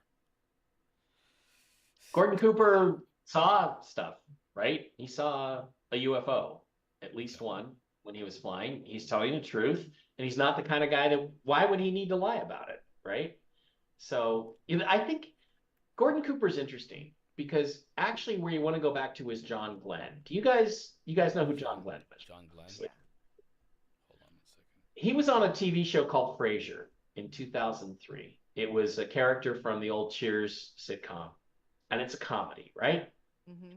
But there's a scene. He was on an episode of that show, and there's a scene in that show where Frasier gets into a fight with one of his co-stars, and they're off in the control room, and they leave John Glenn there in front of the microphone. Mm-hmm. And he looks kind of at the camera and he says, they made us lie about what we saw out there. No, we saw a lot of things, and now we see them only in our nightmares. And he goes on and on. You can find it online. And literally, he tells the truth under the cover of this sitcom. He tells the truth about what really happened to all the astronauts, that they saw things out there that they didn't understand and that terrified them, and that NASA told them to lie. And everybody's like, oh, it's a comedy show. And I'm like, okay, so NASA makes John Glenn a national hero, a worldwide hero, and he pays them back by agreeing to read a speech that says, I was forced to lie. We were all forced to lie. We saw things that terrified us, and NASA is behind it all. I don't think John Glenn's going to agree to that. So that's really interesting. So Gordon Cooper was telling the truth. Okay, Marquise, what's the second question? The last question I have for you is Hectic asked for this about the ancient aliens on the moon, which I feel like you answered a lot of that with some of the things you implied. I think at this point, maybe people need to go look at your work. So why don't you tell everybody where they can look at the answers to that question about ancient aliens in the moon? And okay, you can find any of my books on Amazon.com or on AdventuresUnlimited.com, which is David Childress's site. I've got different publishers, but all my books are there on Amazon, and Ancient Aliens on the Moon is one of them. And I got some new information. After I did Ancient Aliens on the Moon, I got more information on the moon, which I put into Ancient Aliens on Mars. So there's like 20,000 more words. So if you really want the whole moon story, as I understood it in 2014, you got to pick up both those books. And I'm sorry to do that. Sorry to tell you that, but that's now I want to take that part out of the first Mars book and put it back in the moon book, but Childress won't let me do that yet because he hasn't sold all the moon books yet. But anyway, Amazon.com, Ancient Aliens on the Moon. I think there's some lectures of mine out there. My YouTube website got taken down a long time ago with all my lectures and stuff. But I do have an Odyssey account, Odyssee, and you can go there and search Mike Bara Official and find a lot of my old YouTube videos there of lectures and stuff. And are they all there? Mine got wiped down too. Pretty much all of them. Yeah, pretty much all of them. But see, I haven't coordinated them now back with my new Rumble channels and stuff like that. So I've got to get all that done. But yeah, watch your Rumble channel. Yeah, if you can send us maybe in the chat kind of links. Well, just go to mikebara.blogspot.com. Okay. Everything is kind of there. There's a link to the Odyssey site, and from there that's the JFK lecture, and from there you can go to the rest of my Odyssey channel. So mikebara.blogspot.com, or just Google Mike Bara, and the first, second, or third link that'll come up will be that Your site. Facebook has a link to that too, right? It does, but my Facebook is not for everybody. I understand. I don't mind. Yeah, no. I post about a lot of things besides aliens, and sometimes I piss people off. So it's that's my social media. So. We're not sensitive here. So, Mike, thank you so much for being here. Yes. And I'm sorry we took up a lot of your time, but I really appreciate you giving us. I would love to have you back for our part 2. But yeah, I'm gonna read your books and stuff. I'd love to do that. That would be great. I'd be happy to come back. You guys, most interviews are crappy. You guys were really good interviewers, so thank you. You really were. You asked really interesting and different questions than I usually get asked, so I appreciate that a lot. So yeah, I'd be happy to come back sometime in the future. Awesome. Thank you so Mike. much. Everyone, yes. Mike Bara. Mike, it's been a pleasure, man. Have a good Thanks. night, brother. Bye. All right, bye. Guys, we are awesome here. We're gonna take Mike. Mike was awesome. I like him. Holy I like freaking great fun. Listen, you doing these contacts. Kudos to you and the team for doing this, because again, I got to know him through. Well, actually, it kind of came through a third person. So I've been able to chat back and forth with him, and I knew he was going to be a little nervous about but he's got a wealth of information. Yeah, like he really does, and he's trying to do the right thing and get the truth out there. And for that, I respect him definitely. Well, he's got so much that people look at. If you start really looking into him, he's got a lot of major accomplishments that people don't even realize. He's put in work. Mm-hmm. So, but we're gonna be right back. Yeah. We got to go to break. Our last break of the night. We're gonna come back. We're gonna kind of have a final conversation with you guys in the chat, and then, hang tight. All right, everybody.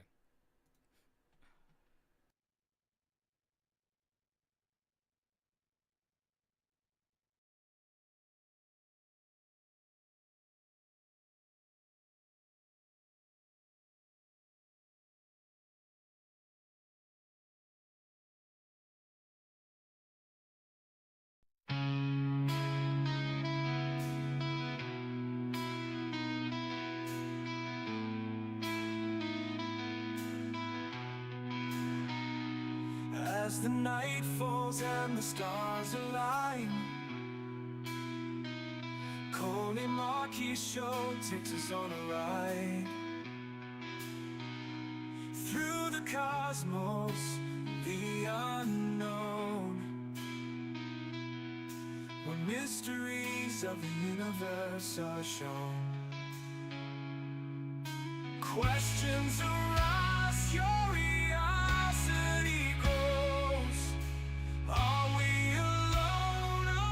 sign knows. UFOs, aliens, paranormal sights. Experts share their knowledge under the lights. Did the government recover a crashed UFO? Or alien bodies hidden, where do they go?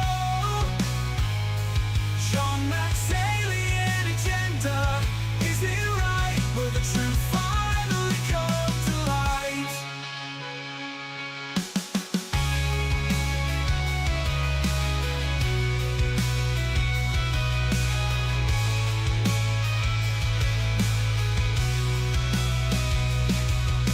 Secrets of the universe unfold in a facility where the truth's been told.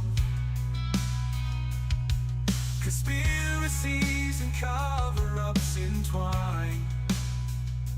As we search for answers, will we find?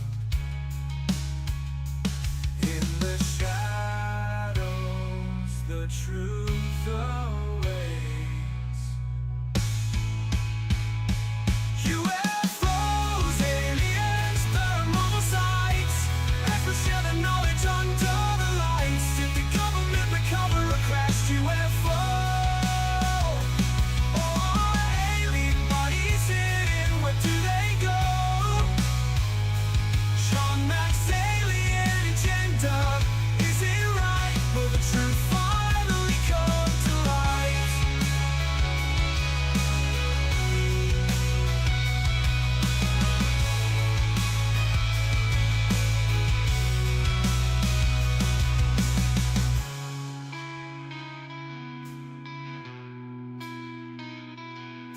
Secrets of the universe unfold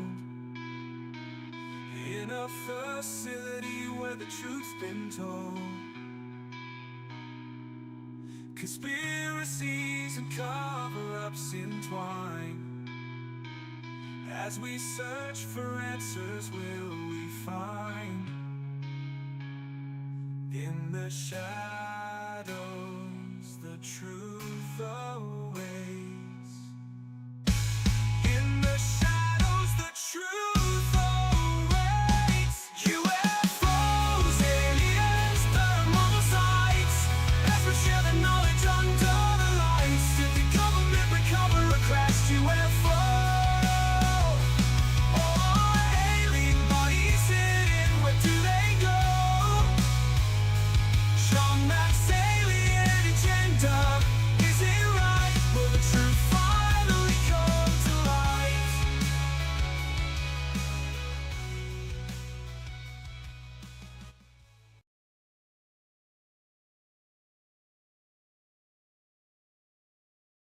Chat, we are back. We are back. Hang tight, everyone. We're gonna get this party back on the road, ladies and gentlemen.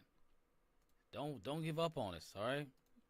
Give us 1 second. Give What are us you 2 talking? seconds. I'm talking to myself and the audience. We are back on live. I just had to bring everybody back here real quick. What's up, everybody? Welcome back. Welcome back to the Coley and Marquis Show, everybody. We just talked to Welcome. Mike Bara. That was, man, listen. You know, if you had, listen, guys, who cares what your politics are? Who cares what you believe about the, presidents and all this other crap? All I care about, honestly, is aliens and UFOs. Okay? That's all I care about. The funny thing to me is, if you put politics aside, Mike has a lot to say. Because you don't have to agree with his politics. You don't have to agree with his language. You don't have to agree with him not being politically correct. I think you Right. should listen to what he has to say. I think you should open your mind to what he has to say about, at least about the UFOs, about the aliens, about his work. You cannot deny the man's work. You can't deny that. You can talk about his politics, but you can't deny his work. And to me, that's all I care about. I don't care about everything else. It's not my place to judge that stuff. My place is to find out what's Yeah. going on. No, I agree. So, by the way, your That's mic so sounds true. awesome. Oh, is it? Well, I got it hooked up back to my computer, so it took a second. But yeah, no, I 1000% agree. And the thing of it is, it doesn't matter because the president, like going through disclosure, especially when you're involving people of the government, it's almost impossible. But he made an interesting comment that I heard too, Yeah. that people think it's a second coming of God, and that is a segment of the people on there's a huge segment of them on Twitter, but yeah, it's Yeah. a lot of, like, I don't want to name the group of people, but just kind of look into it and see who's all involved and Well, see listen, who the players are. one of these days we're gonna find someone who knows about like the Illuminati and secret I know somebody. societies. You know I someone? know somebody. Bring them. I know somebody. Oh yeah, he'd be perfect. He did a whole video on exposing them. I can find him. Bring him. Lions. Because Town. listen, Yeah. guys, I'm freaking yes. into it, man. I'm all about the, like, I grew up on the whole Illuminati. By the way, I want to thank everybody for being supportive. Thank you guys in the chat. I appreciate Yes, you. Thank you. Yeah, we love, again, we love having these conversations. I know, I get it. Listen, I get it. I'm gonna find. Nobody wants to hear about how busy our lives are. I worked 13 and a half hours today, and I came to the show with 10 minutes to spare, and I'm here for another 3 hours. I'm dedicated. We are dedicated. So eat that. We are working. Yeah. So anyway, And you have unexpected things happen. We're just real people, and for Yeah. some reason, every time a project like this starts up, there's a growth period. It's like you start a new job. I remember when I worked for the airline, it took me like some time to get everything down. So I feel we kind of ran through every emergency Yeah. scenario. so far, as, hurricanes you and know, tornadoes, yeah. earthquakes. Well, at least I know I can do Bluetooth, just not to tear down my whole entire. Coley system. has a boat that she has a raft Mm. that she built with clothes hangers in her dresser door in case she Just in can't make it to the case. so she's still talking to us with her rowboat. The roof's not on the house because I was ripped off in the tornado. Yeah, her makeshift rowboat with the door with the I dressers. had an extension cord coming in. It was so bad. I was like, oh my god. But every time, and then too, just kind of getting the link down, and then I know we've had a couple problems. Like Yeah. Laura one rose up too. So I mean, we're getting the hang of it. It's just fine tuning that, and Yeah. it'll happen. Yeah. Definitely. It's all working. Sorry, Honestly, I'm it's working out well, worried about really it good. too much. It's working out really good. I'm really excited about everything. Honestly, it's getting Yeah, easier. I'm really excited too. Yeah, it's getting easier and easier. I'm starting to kind of get a flow. So like these are getting, every single show I'm doing is Yeah. getting so much easier to do. So that's pretty cool. I'm really excited about that because once we have a fluidity to this, then it'd be like nothing. It'll be so Yes. much more for you guys. We're gonna be doing Yes. so much more. But yeah, so Mike, man, listen. And And by the way, I Polly, what's up? encourage everybody. Oh, okay, real quick before I forget this, if everybody on here would get people over to the Collier and Marquise talk show page, Yeah. which I know there's a ton more people in the group. If you get them over there, then we can live stream from YouTube. Yeah. So it's just another, not YouTube, but just live From- stream live stream from from Facebook. Yeah, Yeah, we can do a multi-stream. we're really close. We just yeah. need like under 200 people to like it. That would really So- grow the audience and then I dramatically. think we're good to go. Yeah, that'd so. grow the audience dramatically. Yeah, that way if you couldn't get over on YouTube or Helix Radio, rockradio.live. Yeah. It'd be another option. So Yeah. now go on to Mike Bara. Is he not? Mike is interesting. Like I've always found him really interesting. Like he's always at like the major conferences and things Yeah. like that. Yeah. But he really does not waver too much on who he is, and I appreciate people like that. He's being just- authentic and genuine. Like it's You not just have he's- to listen to the you know? information. The information is where the key is. You gotta listen to the information. I always tell people like, I want to meet Doty. I want to meet him. I want to talk to him. I want to have a conversation with him. People say a lot of bad things about Doty. I don't care what you have to say. I want to talk to the man. So how unfair would it be for someone to tell me not to talk to this man? He is a massive influence on the entire topic. If you look at the beginning of, look at how all this stuff, all the UFO, the UFO conversation in the public eye has began. He's one of the people that was talking about. He's one of the original, the OGs of the field. Regardless of regardless of everything he's done, good and bad, he's still a part of the conversation. You got to have a conversation with the man. So for me, I think everybody pretty much knows where I come from. everybody understands I'm collecting data. I'm learning from people that have been doing this for much longer than me.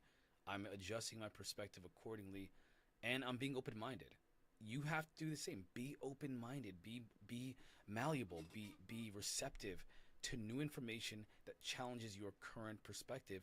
Otherwise, you're just going to be stagnant, and you're going to believe in who knows what without any kind of external challenges to your perspective to help you change and grow as a person. I just sent him a text message. He's off. I was just I just want Oh, to figure out. I know his general area, but I just said I told him my other account was Are you talking about the Illuminati? Illuminati? No, Oh. that guy can get. I said Rick Doty. I just sent a Rick, text yeah. message too. Yeah, wanna I talk wanted to to know him. his I wanna general talk to him. location Yeah. because maybe if he's in or past Cross or whatever, then we can get that. I don't think he would have a problem. I know like Eric Jensen used to always travel around with Doty. He's like I've been to his house, ate dinner. So I don't think the Doty aside from the CIA whatever. But And I think everybody here we have built a community of people that respect our guests. And you don't understand. Like I've seen other, people who are doing this thing, and the community doesn't respect the guests. They don't respect the differences of opinion. And I think that it is up to us, me and Coley, to kind of guide you guys to do the right thing, and that's to be respectful to our guests. Otherwise, we can't have a conversation. Who's going to want to come on here if people are attacking our guests? And you guys have been awesome. You guys have treated our guests. And that doesn't mean just your like what your conclusions are on things and not sharing them. That can be done in a way that's totally different. Yeah. That's exactly.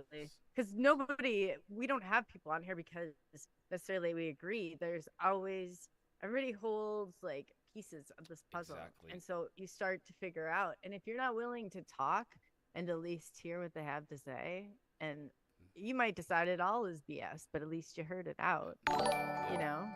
I That's want to the give only. I want to give a Silent Blade. Thank you for joining us. By the way, I did not call this out. And Walters 5 also. I want to thank you for subbing to us. And of course, right now, DJ Marvelous. Marvelous. Oh yeah. Thank you for the sub. So thank you guys for that. And everybody else who's been joining and following us. Thank you guys all. Polly, what's up, everybody? Polly, Hectic. Hey, Polly. Tim Mothman. I didn't give a shout out to you guys. I'm so sorry. Yeah, give a shout out to all you guys in the chat. Of course, we got Deb from SAC. What's up, Deb? If you're still in the chat. Deb. Of course, Scott. Oh, my guy, Scott. Scott Rosen in the chat. Steve Strider. What's up, Steve? We should have did this earlier. Steve, welcome back. Yeah. Oh, I know. Sorry, guys. Sorry. Listen. What time is it? Triculticon. It is 11:20 p.m. Eastern. Well, maybe one of them want to come up and we get to say hello or something. Does anybody want to join the chat? Steve, Tim Mothman, yeah. You guys want to talk about what we just have a post-combo, post-interview conversation? We got Polly. Tim won the last round, but then he came with some lame-o excuse. Oh, no, Scott. I was supposed to do a test run with Scott on Zoom. Scott who? I'm so terrible. Scott Rosen. He hit me up, and we were supposed to do a test run to make sure his Zoom was working. Is he in the chat now? He's in the chat, but I didn't do the test run. Well, then we'll just do the test run right now. We'll report on it. You ready? Scott, you ready? You up for it? Scott. Oh, let me send it. Let me share it. Scott. DJ Marvelous. I don't know. Don't just disappear. Yeah. Hold on one second. Don't disappear. We'll hunt you down. We will hunt you down, man. Hold on one second. Oh, Polly said she's down too, so let's see what we got. Give me a sec, guys. Yeah.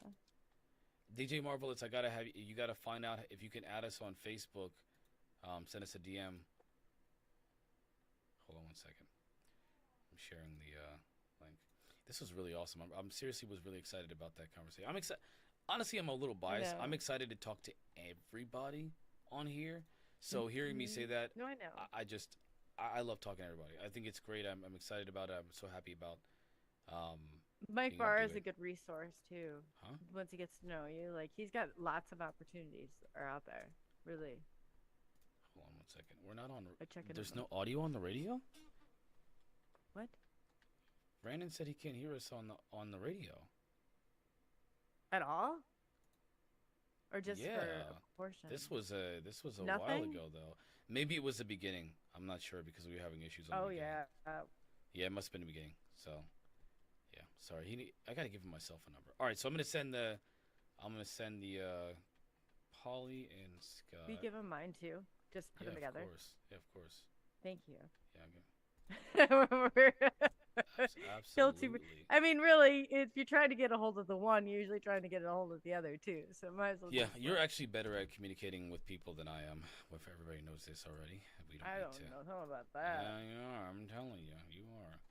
All right, I sent out the links for you guys to join us and let's talk And about then it. can they get wrenches? Tim Mothman can't do it right now. Oh, what's his excuse today, Tim Mothman?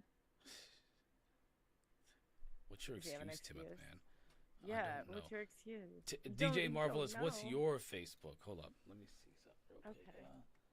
My boomerness is coming out right now. My Gen Xer was about to tell you. that DJ you're a Marvelous, boomer. what's your MySpace email? DJ, MySpace? what's your MySpace AOL Messenger? What is it? Yeah, right. Oh, what was that one? The TV one. The Roku. No. What was it? TV. Web TV. Web Web TV. Oh TV. my gosh. Yeah. Man, listen, I am old. I am that old. I was oh, Tim Mothman is driving. I was That's okay. chatting with some people today. Oh, speaking of which, okay, guys, gals, demigods, everything in between. I talked to a guy today who claimed to be close to. He was an engineer. He said he was close to. Give me 1 second while I pull up this. Oh, here's Scott. Scott, what's up, my guy? Oh boy. I gotta You tell a listen. story. Seriously, I gotta tell a story. He said he was close to Stan Deo. He's the guy who wrote the book called Cosmic Conspiracy, among a few other things too. And man, he said some interesting things. He literally was talking to me on a professional level, and all of a sudden, I said, "Hey, man, I do a radio show.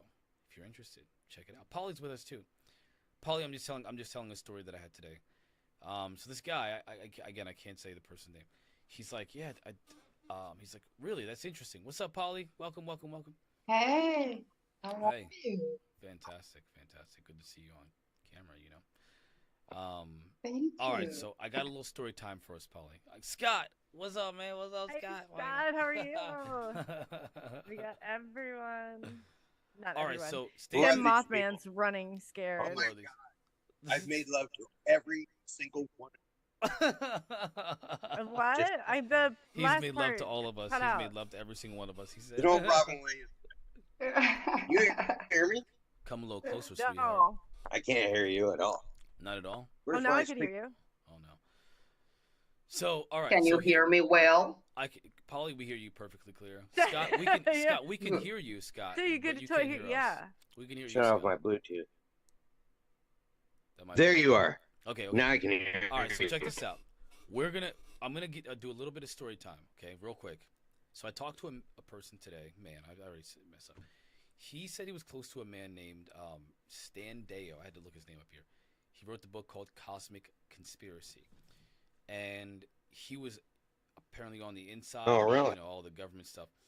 And he said to me, he stopped and he said, I gotta Because I create a talked about- studio.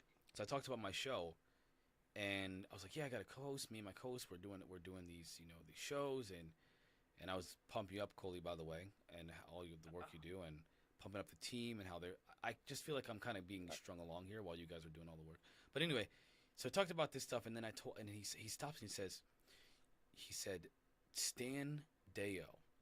He said, there's a war going on. Allegedly, these beings claimed that they're here because they're preparing for some kind of a war. At least one of them. He said there could be more than one. At least one of them. They're preparing for some kind of a war, and they need something from us to prepare for this war against another race of beings. And we're aware of this war, and somehow we're like in the middle of it. And he goes off and on, and then he says, and he says later on, he's like, and they turned against the military.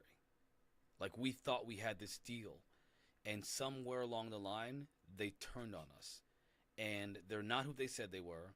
They're not here for what they said they're here for, and they're not our friends. And the military's terrified because they don't know what they can do about it. They're like, what are we gonna do? Like, they have no clue how to defend us, how to defend ourselves. They don't know what to do. They're actually, and this is my perspective. Potentially, we've heard this idea that they may be rushing to tell the public now. Like all of a sudden, we got Elizondo, and then boom, there's aliens, there's non-human biologists, blah blah blah blah, UAPs, all this stuff. They're doing this because they have to hurry up and tell us because something is coming. There's some kind of event that's coming very very soon, and we're not ready. They're not ready, and they need people to know the truth so that we can essentially like figure out how to defend ourselves against the potential encounter. We don't know if it's going to be violent or not, but we feel like there may be a colonization or something to that effect that we can't even imagine exactly what that means. Because clearly they don't want to destroy us. They could wipe us out. They don't want to just take over our planet and make us work as slaves. They could have done that by now. But there's some kind of colonization that we just don't quite understand that they're essentially coming very close to enacting. So that's what I was told today by a random encounter with a person that is we're talking, and this guy's credible. I know this because my work allows me the ability to really find out who these people are. He's a legit engineer, a legit someone really important engineer, and he's very well connected, very well connected. So to hear this from this random guy, and he said, "Don't tell my name because I'm afraid this Standeo guy was also terrified. He's in his last days. He's kind of not doing so well health-wise. He might give me an interview with him, which means we'll get him on the show here. But I'd love to know more about that potential. It's a theory. I would call it a theory because I don't have facts to that. But it's so interesting. It's so interesting. So there's that. Anyway, what's up, guys? Hey, What's up? You're so I know. cute. Oh my God, you're the cutest. I can't help it. Oh. I'm so Well, just like so excited about all this stuff. No, yeah, I was sending a message out to Heathcliff, who was with Lions Ground, because Marquise had some Illuminati questions. He's the one that I know that Yeah. he knows that he's got a great, yeah. So I was just sending him a quick message so I didn't forget. But yeah, I think your friend is definitely, I don't know, there's a lot of, I don't know, sometimes, the experience is that of itself, and it's not, it's like, I try and think of it as not being so segmented, but yet, sometimes everything is just so different. Like, Yeah. I don't know, it's that's a complicated one. It really is. What do you two think, Polly? What do you think? think I don't, what makes you think that we are not colonized already? That's so good. You know the one thing you do. I mean, when I think Yeah. about colonization, I don't, I, you know, I think they are already here in colonies. We don't see them all the time because maybe some species are so look like us. What about maybe underground species and whole colonizations? Now, this whole thing about an alien, what, it's like I said last week, disclosure is going to happen anyway. Hmm. Humans are trying to understand it. Now, I think there is always good and there is always bad. I can know I think there should be also like species that are against us or that we need to fight. Well, maybe, you know, maybe we have like big spiders in another Yeah. planet and we need to fight them. Go figure. But it doesn't mean they will come here to colonize and what. I don't know. It looks like an Armageddon, what you're talking about. And I think that's the goal of the government. Make us fear So we will take this from the beginning as a total fear. How do we fight this? Let's take our guns and hello, maybe they look different. Maybe they come to help.Maybe they need something. It's true. But it doesn't mean like we are going to die in the process. I don't know how to explain this. I don't like the extreme thinking of this. I would like to be like more objective, you know, and try to stay open-minded because we really don't know what's going on. That is why our job is so important.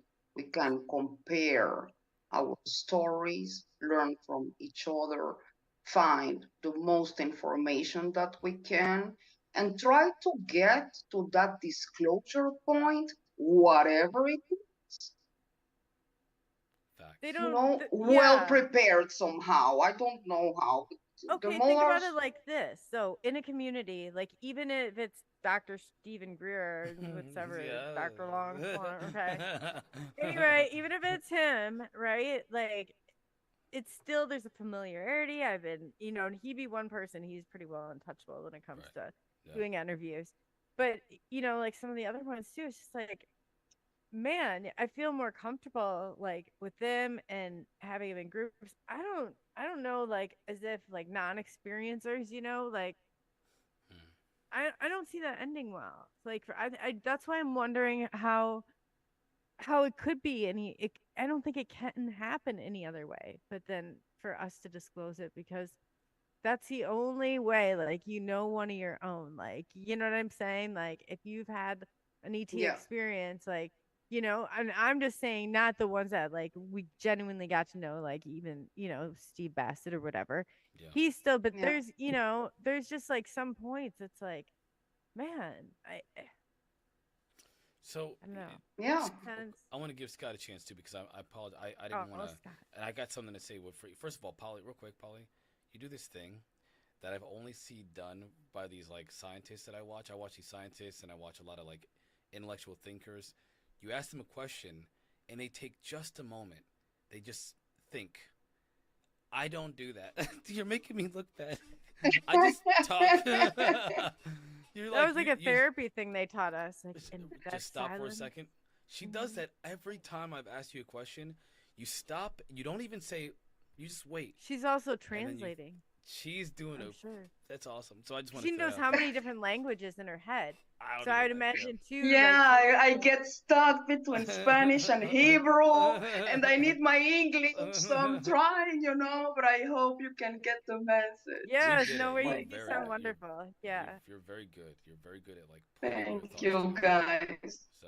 Thank you so By the way, Scott, don't think I don't know you too. This guy is far more intelligent than he pretends to be. Oh yeah, So Scott. Scott, I what do know. you think, man? What do you think?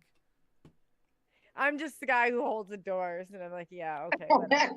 No, Just We Coley. all the guy know that when you holds know the this door. inside and out. What are you pretending for, Scott? That's why. You're like, hey everybody, how you doing? Yeah, no. So that's a good marketing though tool. It's like Yeah. under promise, over deliver. Because yeah, you definitely know more. When you say that, I shake my head and it's like, yeah. Yeah, sometimes I'm like, I have to like stop and like, oh my gosh, I didn't even No, he's take a yeah. step back here. What is it? Who you trying to kid? Yeah. I have accumulated masses of worthless knowledge. No, God, here comes another one. Yeah, no, you're great though. You're great. You add an element to the group that's Thank you. funny and humorous, and so even when like like stuff's going down that's not normal, like you always come in with. I appreciate that about you, and then yes. like you lighten it up for a few minutes. Yeah. I'm out in a You're gonna go shack in take. the I'm gonna forest, take man. pictures. Yeah. I'm pretty much in the twilight zone. Yeah, but What do you want to know? Hey, what are you drinking? I'm drinking thinking- vodka and lemonade. What are you drinking? Oh, not I've been as near as sip- exciting. I've been sipping on this sour diesel for a while. What? Yo, I'm even more pathetic. Sour diesel. I'm more pathetic. I don't even have. This is what's left of this. So these aren't very small. I'm not gonna do a bong rip on the air. Don't That's do that. it. Don't do I don't even know as if I took Don't like choke 3 her. Where drinks am I? out of here. Or am I? No, don't do it. Don't do it. Don't do it. Don't do it. Where am I? Where I am I? with coffee, guys. I am with coffee. It's my Yeah. 6:30 in the morning. Oh, I need lots 6:30 of in the morning. coffee. Ah. Yeah. I hate that hour. I really do. My coffee's a bit dank, so. Anyway. Oh my god. So listen. 6:30 in the morning. That's my 8:30. kryptonite. Oh yeah. Where you at, Scott? What part of the? I'm in deep dark Missouri. Missouri. Where? I'm in the middle of the forest. Oh, you're in Missouri. That's Yeah. right. Where's Steve's from Arizona, I think. Yeah. I'm on 25 acres in my own hidden valley with a 1/4 mile of live creek running through the middle, spring It's fed. beautiful. I got a 360 Wow. foot deep well. Yeah. You have to share pictures in the group. That's It's- I awesome. own all land in sight. I could party naked. I have Yeah. 50-foot bonfires. That is awesome.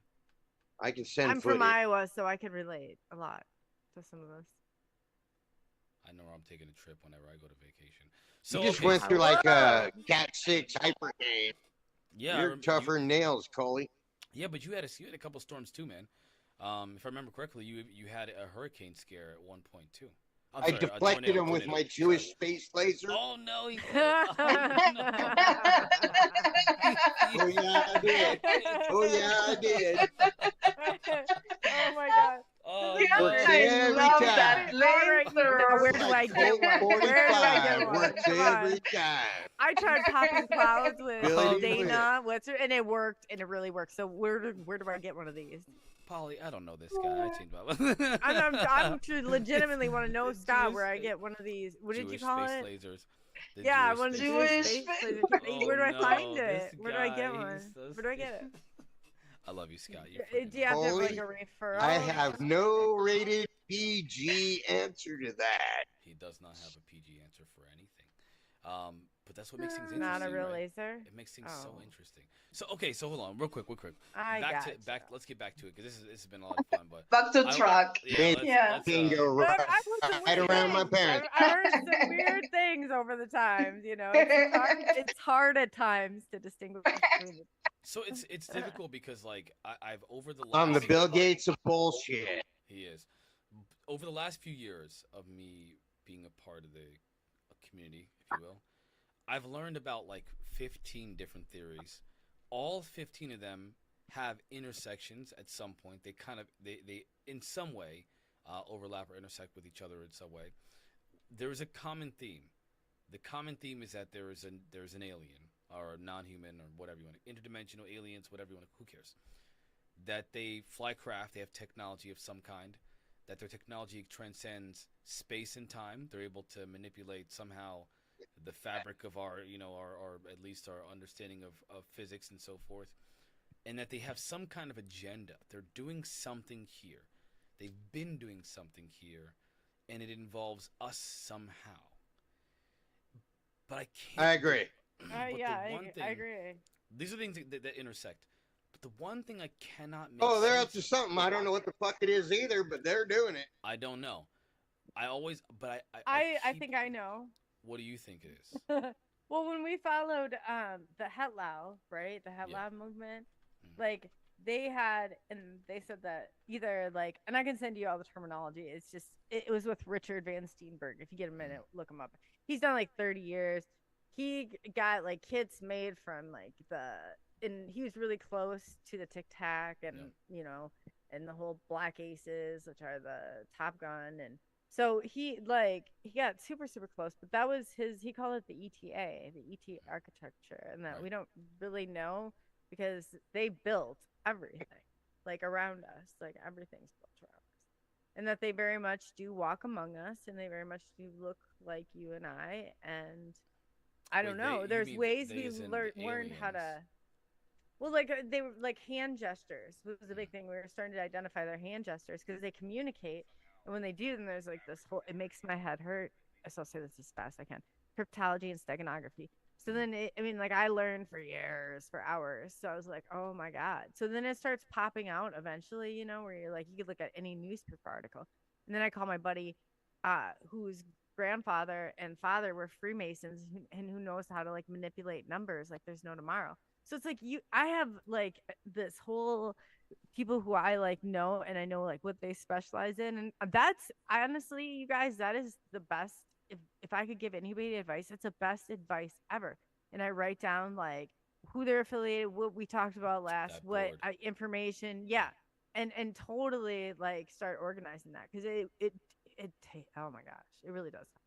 So I guess that I got myself distracted, and I'll just let Scott talk. Do the talking. Polly. Scott. Polly Polly. Yeah, yeah, Polly. I'm still here. I got all sidetracked, Polly, on the whatever. But you know what I I'm wanted to show wandering you around guys? my house People said playing I with did the about lighting. challenged my pilot's license, right? I've never done this before. No, but other awesome. people have. I So I look just thought terrible. I was here, so you can see my flight log, and then you can see, let's see, my medical and all that stuff's in there. You look great, Scott. If you want to see. And then this is. Thank you, my man. Okay, so then I have, like, you can go through. I have pages and pages and pages, and I don't have them all totaled up. That's how, you know what I mean? I'm up to my Wait, what are you commercial What are rating. you doing? So this is my pilot's logbook of how many times I've flown there in the aircraft. Flown, like me, have flown. Yeah. Because there was somebody saying that about. Why do you have your logbook out? What aircraft? Oh, a Cessna 172. Cessna 172? That's shit. That's shit. That's what I first started. I'm just playing. I'm just playing. What did he say? He doesn't know because I don't know either. I don't know what he's messing with okay. you. He's messing with I'm like, yeah, but it's good because I always tell people I flew. Two-engine airplane. You do know. You do about, Yeah, I don't know, have. 250, 280 miles an hour. Yeah, I'm gonna He say does I'm probably know, wow. around 300. He does know what he's talking about. Wow. Yeah, I went all the way up to my commercial rating. I took it, but I did not take the FAA part. I did the exam part, but I did not. Right. Because it was after September 11th, and we were just like totally jammed. I mean, everybody was furloughed. There was no movement, and I was a helicopter mechanic in the Army. You're my superior by about just, a couple months more schooling. well, And then a couple more. So you it think, didn't do me any good. Cole, you kind of threw in a bunch of stuff though. You threw in like the Freemasons and all sorts of stuff. I don't know how to make sense of that because on the one hand, I do think that I mean Louis is a Freemason. He says it's very benign, so to speak. But you got to find, see, Paul's parents, right? Those Freemasons got that body language going. Okay, so we have the same birthday, turns out, just 20 years apart. That's how Paul and I met. He was in the same group with Fred and Mary Kay and all those people. I can give you his YouTube page. Anyway, wow. Paul's had like, he's a childhood experiencer. Anyway, the dad and grandpa said, we'll let you go free as long as you don't go on CNN or Dateline, which would have been back then, like their big media, and talking to him about it. And so he said he wouldn't talk about it. And so they've allowed him to still remain protected, but they don't have any dealings between one another. So, but he knows all the numbers and the classifications and all the systems, but he's not a part of it. He wouldn't be a part of it. But like I said, that they caught wind and they wanted that information. As long as he says he sticks by that guideline or that rule. So you're saying like there's levels to this. Like he's not at the level where they talk about the real agenda of the Freemasons, so to speak. Yeah. His grandparents and they got that information. But so they break everything down into numbers, and he's like, "Oh God, when he does it, my head wants to like," because he's so smart, and he can make sense out of anything, and then he'll tell you what that number, what that means, and why they're using it. So sometimes, and he can tell what the government's gonna be their plan, what things like strategically by dates, the Freemasons are coded. Their body language is coded.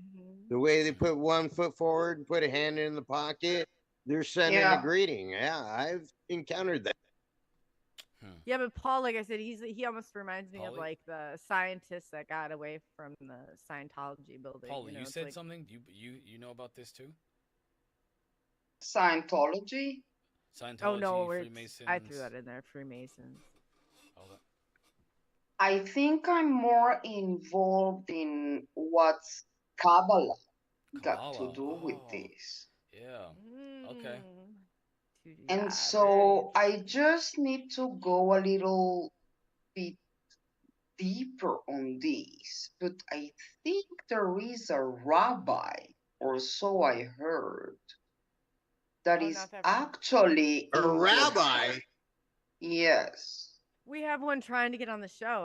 Is it the Rabbi same one? Does Rab- some? It's not. I don't think so. Is it the guy who does I don't know. I don't even think this rabbi Actually, is I'm an ordained minister. disclosed. No, I married people. It's a different person. It's a different rabbi then. Different Yeah. rabbi. For No, sure. I've never. It's very odd. But And a Kabbalah, Judean priest and the Church of the Flying Spaghetti Monster. Oh my gosh. Oh my gosh.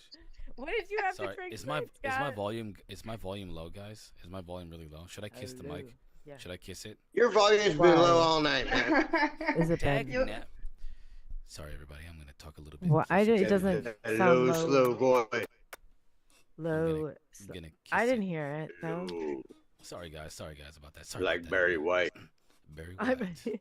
Oh, See, yeah. when I we start hear you doing this, well. I have to remember that we are on the radio Mhm. and that we are still on live because then I let my, and I start whatever. laying Yeah. back. That almost We- happened. Yeah. We are live.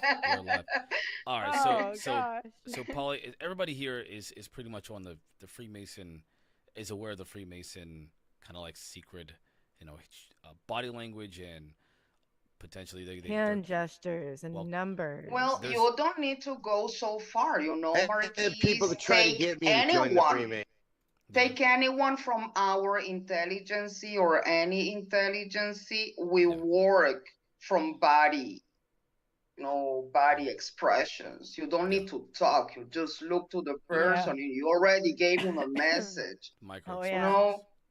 It's when I was going through therapy, we call it intersubjective experience. You watch everything and every move that they make, and It's it. hard to do. For me, it's a curse. Intersubjective It's a experience? curse. No freaking way. Mhm.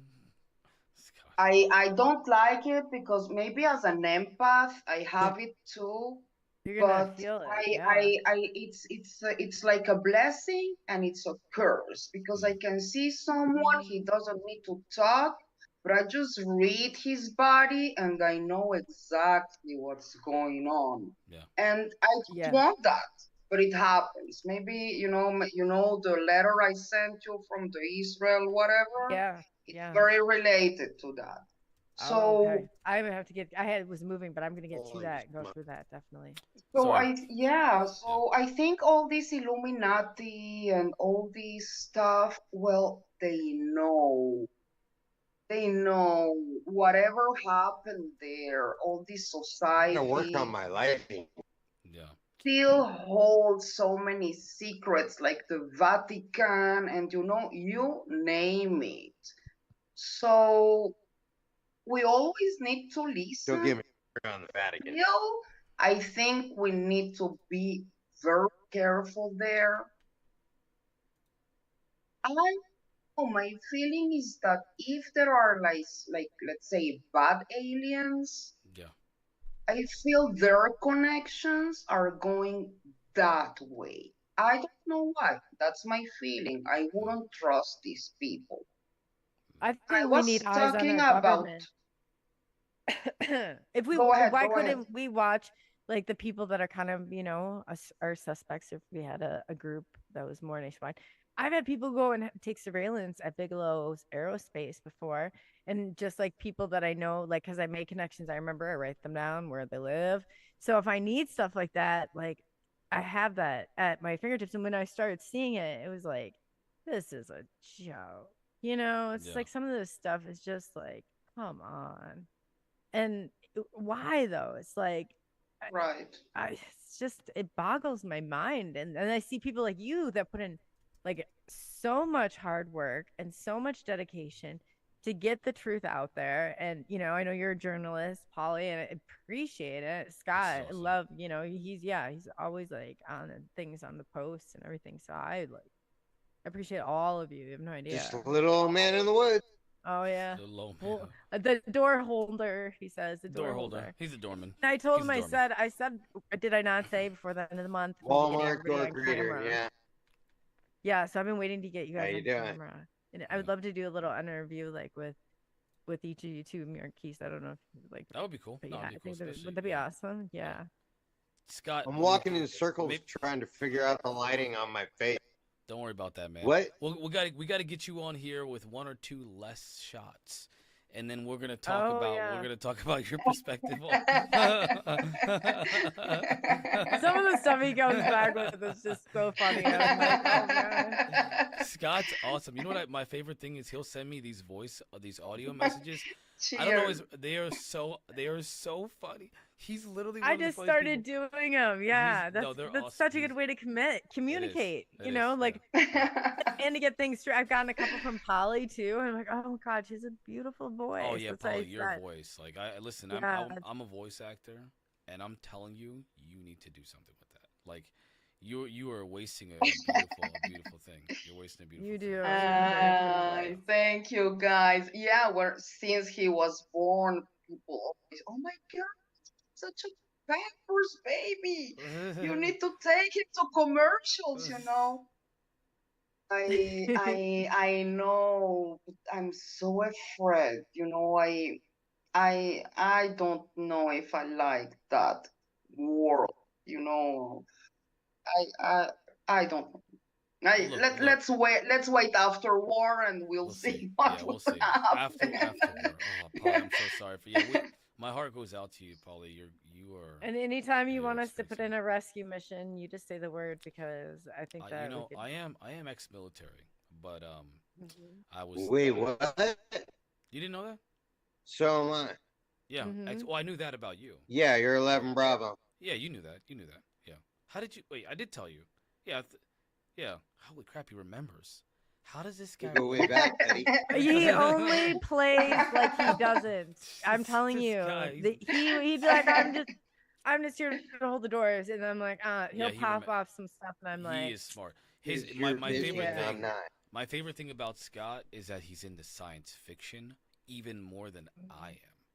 Oh my goodness, the books he's recommended. and he's always there. Yeah, to help, he's like, really good. You know, Yeah, that's my favorite thing. Cause I'm a big geek. Like I love science fiction. I love like really hard. We're talking hard science fiction, not like wishy. I want something that's gonna give me real, hardcore science mixed in with philosophy and some psychological thrillers. what about that weird science where they brought that lady to life?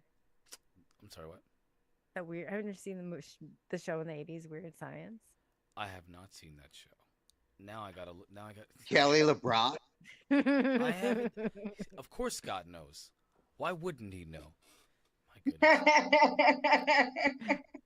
I didn't know what kind of experiments. Because Scott Kelly is LeBron. quiet. He doesn't know what to Weird say. science. Scott is, are you okay, Scott? he's with us.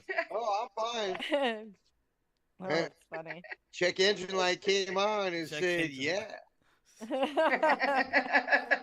right, well, we do got to close up, guys. Listen, I do want to say I am actually, and again, I understand, but I don't care. I'm tired.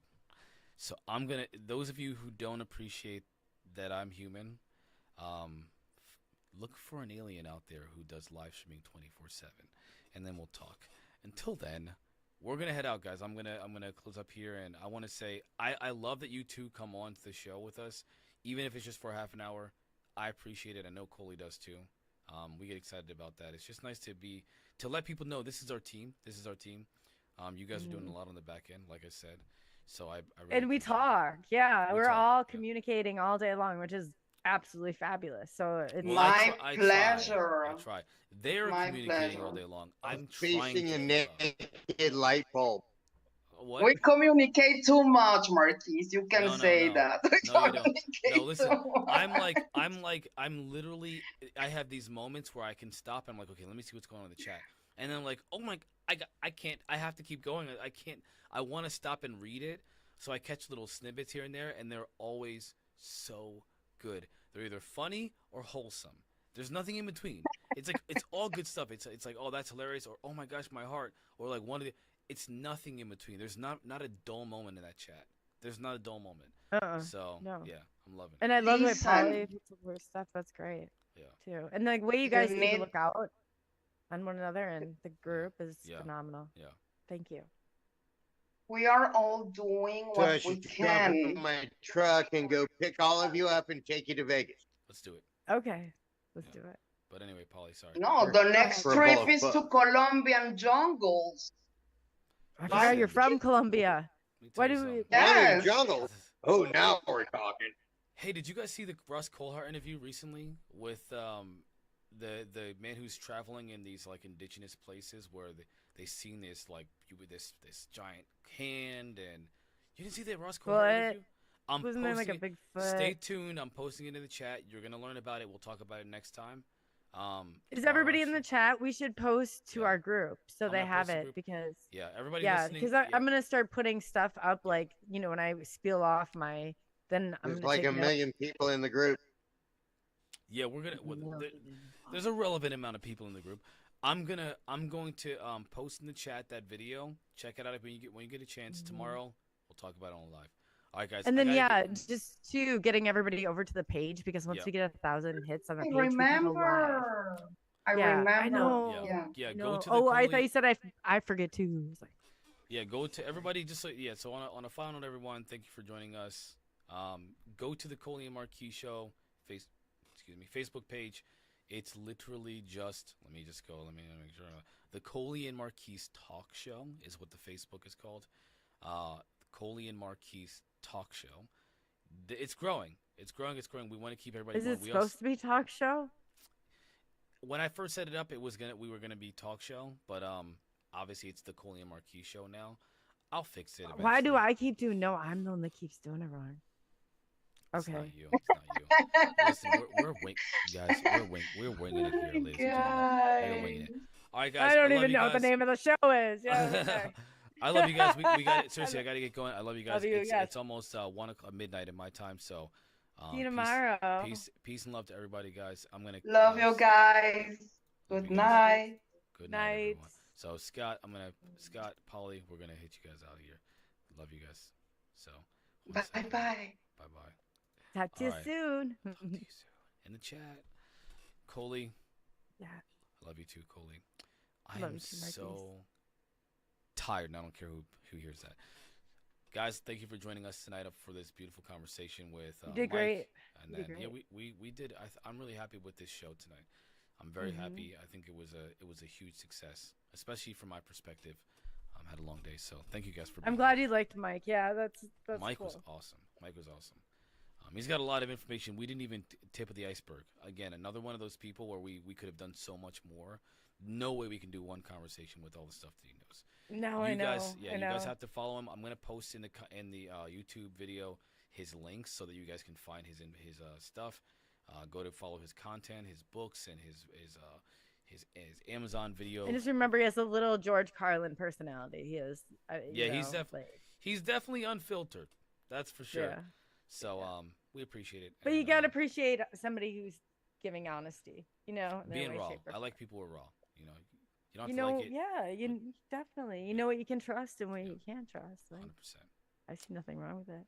Me either. But so great chat and great guest. I think we needed a little bit of a victory after, We did.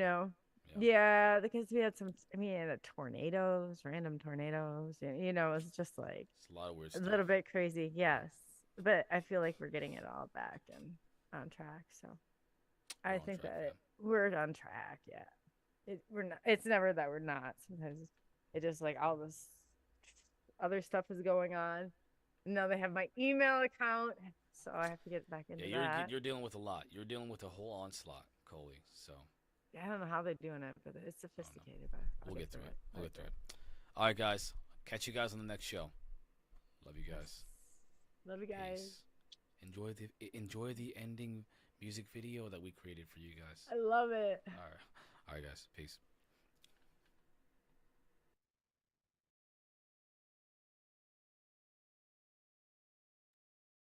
Yeah. can talk, right?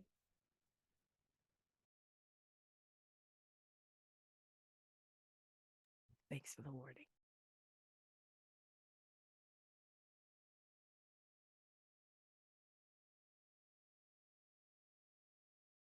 Keith and Coley, they're ready to go. Talking about aliens, UFOs, and the unknown. The talk show is buzzing, the excitement grows. Exploring the mysteries that the universe holds. Get ready to dive into the world of the paranormal. Welcome to the Coley and Bobby Show, where we uncover the secrets that nobody knows. From aliens to UFOs, we're ready to explore. Strap in and get ready for a wild ride for sure.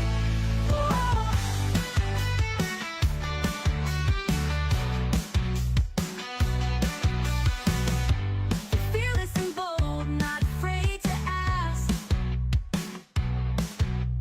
questions that challenge all we think we grasp. Every episode brings a new task to uncover the truth beneath the mask. Believe in the unbelievable. Open your mind. Welcome to the Coley and Bobby Show, where we uncover the secrets that nobody knows. From aliens to UFOs, we're ready to explore. Strap in and get ready for a wild ride for sure.